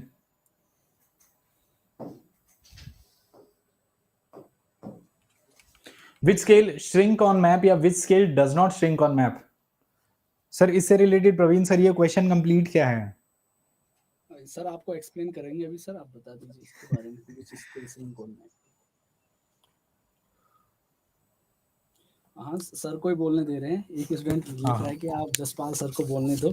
चलो, सो प्रॉब्लम जैसे स्टेटमेंट लिखी हुई है कि which scale shrinks on the map, कौन सी स्केल श्रिंक कर जाती है, तो ऑब्वियसली जिस स्केल को हम मैप के ऊपर बनाएंगे वही स्केल श्रिंक करेगी। तो जो ग्राफिकल स्केल होती है वो हमारी श्रिंक कर जाती है। ये एडवांटेज भी होता है कि अगर वो श्रिंक करती है तो हम उसकी मदद से भी डायमेंशंस कैलकुलेट कर सकते हैं हमारे प्लान के ऊपर भी या फील्ड के ऊपर भी। तो आरएफ की बात करें, प्लेन स्केल की बात करें, डायगोनल स्केल की बात करें, इनकी वैल्यूज हमें मेंशन करनी पड़ती हैं। तो अगर वो पूछेगा कि which scale does not shrink on the map, तो फिर ये तो तीनों ही हो जाएंगे, तो डी ऑप्शन वो होना चाहिए था। पर अगर बोले कौन सी श्रिंक करती है, तो फिर हमारा चौथा ऑप्शन ग्राफिकल स्केल होना चाहिए था। बाकी बच्चे भी कमेंट कर पाएंगे कि ग्राफिकल स्केल ऑप्शन था या नहीं था इसके अंदर। जैसे इन तीनों में लिखा हुआ है, प्लेन स्केल है, आरएफ है, रिप्रेजेंटेटिव फ्रैक्शन है और डायगोनल स्केल है, तो एक ग्राफिकल स्केल वाला भी ऑप्शन होगा इसके अंदर। डज नॉट चेंज होगा तो वो दोनों ही, क्योंकि स्टूडेंट्स ने दिया हुआ है ऑप्शन, तो उसी हिसाब से हमने भी मेंशन किया इसे। तो मेरे हिसाब से ग्राफिकल स्केल भी होना चाहिए था इसके अंदर ऑप्शन, जो ऑप्शन में दिया नहीं है सर यहाँ पे। जो दिया हुआ नहीं है, डी ऑप्शन वही होगा। ग्राफिकल स्केल काफी लोग बोल रहे हैं, बिलियनियर हसलर बोल रहा है ग्राफिकल स्केल था, जी सर। या सुमन यादव भी बोल रहे हैं ग्राफिकल स्केल था, ठीक है। इंजीनियर स्केल, ये अलग अलग पेपर दिया है क्या सबने? कोई बोल रहा है ग्राफिकल स्केल, कोई बोल रहा है इंजीनियर स्केल, ग्राफिकल स्केल। अभी चलो। एक एग्जाम में सर इस आरएफ फुल फॉर्म भी पूछी गई थी और वहां पे रिप्रेजेंटेटिव क्या था, फ्रिक्शन लिखा हुआ था। आप आधा ही पढ़ोगे कि ये फ्रिक्शन होता है, रिप्रेजेंटेटिव फ्रिक्शन, तो वो आपको शुरू वाला इंजीनियर स्केल था। हाँ, तो ये आप लोगों को पता होना चाहिए इसकी वो भी। चलिए कंटिन्यू कीजिए सर। अब अगला सवाल है डायमेंशन ऑफ डेंसिटी। तो डेंसिटी बराबर आपको पता होना चाहिए मास बाई वॉल्यूम होता है। अब ये सारी चीज आपको पता होनी चाहिए, तो ये भी चीज आप लोगों को पता होना चाहिए, आप उसकी कर सकते हो। अब यहाँ पे कुछ भी पूछ सकता है आप लोगों से कि जो भी चीजें होती हैं, किसी की भी आप लोगों से डायमेंशन पूछ सकता है कि सरफेस टेंशन क्या होता है, बाई एल होता है, ये सारी चीजें फॉर्मूले भी पूछ सकता है। और एक सवाल और था जिसमें सर ऐसे शायद ऑर्डर में पूछ रखा था कि मरकरी की ज्यादा होगी, फिर वाटर की, हाँ डेंसिटी का एक सवाल और था, तो वो भी आप लोग कर सकते हो कि भाई मरकरी का तो सबको पता है। सर पहला चैप्टर जो हमारे एफएम का जिसमें प्रॉपर्टीज है फ्लूइड की, जितनी भी प्रॉपर्टीज है फ्लूइड की उन सबके डायमेंशंस हमें पता होने चाहिए। We should know the dimensions of all the properties of the fluid. तो उसमें से एक प्रॉपर्टी है पूछी हुई है इसने डेंसिटी के बारे में। सर बहुत ही बेसिक क्वेश्चंस, और वो इनिशियल फर्स्ट चैप्टर से ही कि एक क्वेश्चन पूछ लिया डेंसिटी की, आपको डायमेंशन ऑफ डेंसिटी, दूसरे में स्पेसिफिक वॉल्यूम बता भी दिया कि डेंसिटी का ऑपोजिट है, और फिर उसके डायमेंशन पूछ लिए। एक के अंदर जो अभी सर डिस्कस कर रहे थे अरेंजमेंट वाला, मरकरी का, ऑयल का, वाटर का, इनका आपको अरेंज करना है किसकी डेंसिटी ज्यादा कम। पर सर हमने देखा है कि जैसे जेई या एई का कोई भी पेपर होता है, एफएम की जो शुरू वाली 1-2 यूनिट है उनसे ज्यादा सवाल पूछे जाते हैं, और जबकि ईएससी गेट का तो उनमें तो पूरा पढ़ना पड़ता है, जबकि जेई या एई का होता है उनकी शुरू वाली यूनिट से ज्यादा सवाल पूछे जाते हैं, लास्ट तक नहीं जाते। मतलब लास्ट वाली चीजें इतनी ज्यादा नहीं पूछते, शुरू वालों से पूछ लेते हैं, सरफेस टेंशन क्या होता है, फॉर्मूला पूछ लेते हैं, वो सारी चीजें आप लोगों से पूछ लेते हैं कि भैया ये सारी चीज क्या है, तो वो भी आप लोगों को पता होना चाहिए। हाँ सर आगे बढ़ते हैं। ये इन्वायरमेंट का साउंड लेवल का सवाल।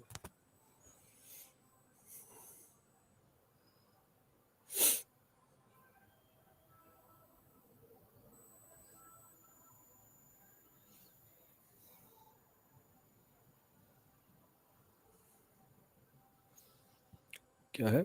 Permissible sound level in residential area at the night time. देखो इसमें नाइट टाइम में भी आता है सवाल और डे टाइम में भी आता है। बाकी ऑब्वियसली बात है नाइट टाइम में जो परमिसिबल साउंड लेवल है वो कंपैरेटिवली कम होगा डे टाइम के। तो नाइट टाइम में जो परमिसिबल लिमिट है 55 डेसिबल की है, और डे टाइम के अंदर है परमिसिबल लिमिट 75 डेसिबल की। ये भी आप लोगों को सारी चीजें पता होनी चाहिए। हाँ सर आगे बताइए सर, फुटिंग वाला। Next question sir, two footings are closed and rest on the same footing, then name of the footing would be। Isolated वैसे ही नहीं होगा सर, स्टेप नहीं होगा, कंबाइंड फुटिंग ही बचता है। और हाँ चलते हैं सर आगे वाला। तो अगर स्ट्रैप फुटिंग से कंबाइन करना है तो बीच में स्ट्रैप बीम हो सकती है सर। बहुत ही क्लोज दे रखा है तो आपको सेम फुटिंग पे है तो कंबाइंड ही हो जाएगा फिर तो। हाँ, दो फुटिंग क्लोज है तो then it will be combined footing. Strap का तो उसको लिख के देना पड़ेगा कि प्रेशर जो डिस्ट्रीब्यूशन है या डिफरेंशियल सेटलमेंट है वो यूनिफॉर्म करनी है, तभी हमारी स्ट्रैप फुटिंग आएगी। स्टेप्ड और आइसोलेटेड दोनों, स्टेप्ड फुटिंग ही हो गई, आइसोलेटेड फुटिंग ही हो गई, so answer will be combined only.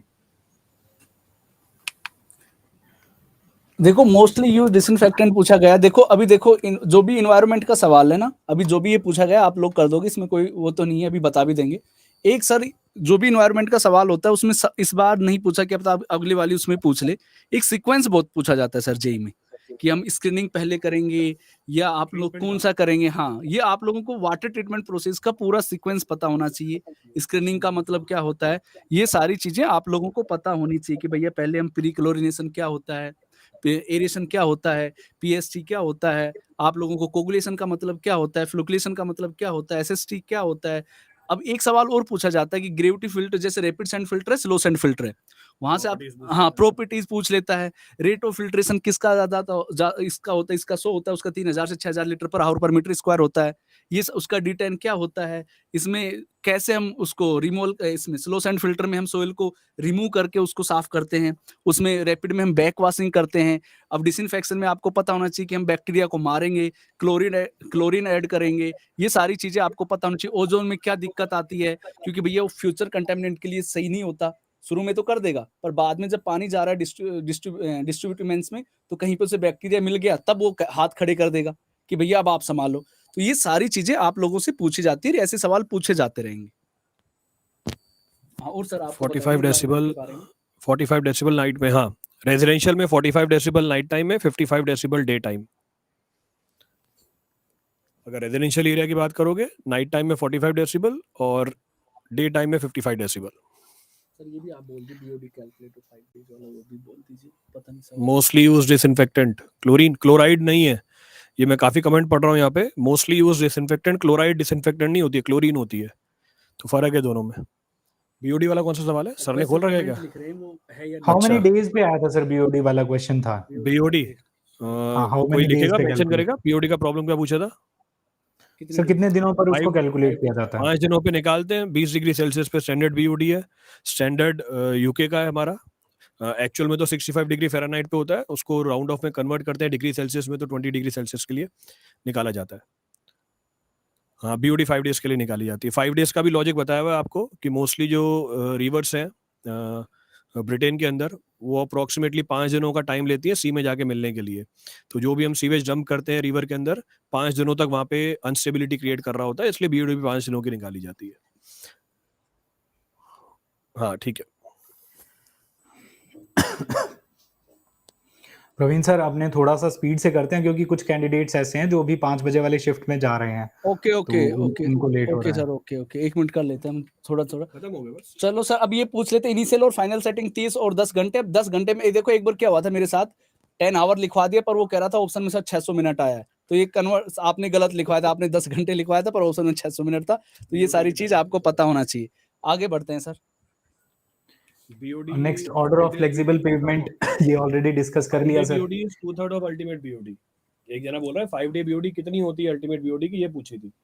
तो अल्टीमेट बीओडी की 2/3 होती है, तो 0.68 टाइम्स होती है। 0.68 को आप 2/3 लिख सकते हो 0.667 करके। ठीक है। हाँ सर, अगला लास्ट पेमेंट ऑर्डर बता ही दिया था। और डेवलपमेंट, हाँ पेमेंट वाला हो गया सर। Development for FE 415। हाँ, इसको पता होना चाहिए 0.87 FI5 अपॉन में गाइस कितना होता है, 4 टोबीडी होता है। अब आपको ये भी पता होना चाहिए, HYSD बार यूज करते हैं तो 60% हम इंक्रीज कर देते हैं। वो सारी IS कोड की रिकमेंडेशन आप लोगों को पता होनी चाहिए। तो जैसे जैसे हमें सवाल पता चला, हमने आप लोगों को बता दिया। अभी आप लोगों को सर और बता देंगे जो जो चीजें हैं कि आपको किस तरीके से आगे वाले सेट के लिए तैयार रहना है। प्रिलिमिनरी ट्रीटमेंट में कौन नहीं है, कौन कौन से ऑप्शन दिए थे इसमें, कौन बोल रहा है? सुमित। प्रिलिमिनरी ट्रीटमेंट में कौन कौन नहीं है? अब इसमें वेस्ट वाटर का भी पूछ सकता है, रॉ वाटर का भी पूछ सकता है, दोनों चीजें आती हैं। तो अगर प्राइमरी ट्रीटमेंट की option grid chamber, sedimentation tank, ये दोनों ही प्राइमरी ट्रीटमेंट का पार्ट है। ग्रिड चैम्बर का डिटेंशन टाइम भी पूछ लेता है। स्क्रीनिंग ग्रिड चैम्बर या primary Screening grid setting sir, यहाँ chamber। तक प्राइमरी में ले लेंगे, उसके बाद जो ऑप्शन में होगा वो सेकेंडरी में। A was screening, B was grit chamber. बाकी दो ऑप्शन भी बताइए। वही तो, अब इसको भी 2 याद है, किसी को 2 याद है, वो इस तरीके से सवाल नहीं, अच्छा इसमें भी सर एक है, अगर ये प्रिलिमिनरी ट्रीटमेंट होगी, वो ट्रीटमेंट है जो प्राइमरी ट्रीटमेंट से PSC से पहले की जाती है। तो उन्होंने 4 ऑप्शन जो बता रहा है बच्चा, वो ये बता रहा है skimming tank, sedimentation tank, grid chamber और स्क्रीनिंग। तो सेडिमेंटेशन टैंक से पहले वाले जो यूनिट है उनको प्रिलिमिनरी ट्रीटमेंट भी बोला जाता है या प्री ट्रीटमेंट बोला जाता है। और आप लोगों को ग्रिड चैम्बर के बारे में, क्योंकि SSC का फेवरेट है ग्रिड चैम्बर, उसका डिटेंशन टाइम 1 मिनट होता है। वहां पे वेलोसिटी कंट्रोल डिवाइस लगाई स्किमिंग, जाती गिट, है। स्क्रीनिंग, सेडिमेंटेशन हाँ, टैंक। आपको ये भी पता होना चाहिए सस्पेंडेड इनऑर्गेनिक पार्टिकल्स को रिमूव करता है। स्क्रीनिंग का काम क्या है? पंपिंग सिस्टम को प्रोटेक्ट करना, फ्लोटिंग मैटर्स को रिमूव यस, करना। सुमित भी ये बोल रहा है प्रिलिमिनरी था, तो आंसर सेडिमेंटेशन टैंक होगा। सेडिमेंटेशन टैंक प्रिलिमिनरी ट्रीटमेंट का पार्ट नहीं है। बाकी skimming tank, grid chamber, screening सारे प्रिलिमिनरी ट्रीटमेंट में आते हैं। अगर सेडिमेंटेशन टैंक जोड़ देंगे तो प्राइमरी ट्रीटमेंट कहलाता है वो। सर बेसिकली इसके अंदर स्क्रीन्स आ जाएंगे, ग्रिड चैम्बर आ जाएगा, skimming tank, oil and grease traps जो हैं, फ्लो इक्वलाइजेशन चैम्बर आ जाता है। फ्लो हाँ। इक्वलाइजेशन चैम्बर आ जाता है। यहाँ तक का प्रिलिमिनरी हो जाएगा। चलिए, so these were the problems which are available। यही प्रॉब्लम्स थे हमारे पास। अप्रोक्सीमेटली 35 या 40 सवाल थे जो करा दिए आपको। इसके अलावा भी अगर आपको प्रॉब्लम्स मिलते हैं, यू कैन शेयर। नीचे लिंक दिया हुआ है आपको, उसमें you can fill the form, submit your questions. अगर और भी हमें क्वेश्चंस मिलेंगे, विल डिस्कस दैट आल्सो। चलिए, ऑल द बेस्ट गाइस। जो जिसका भी अब कल एग्जाम है, will meet you tomorrow then. Okay, all the best, thank you so much sir.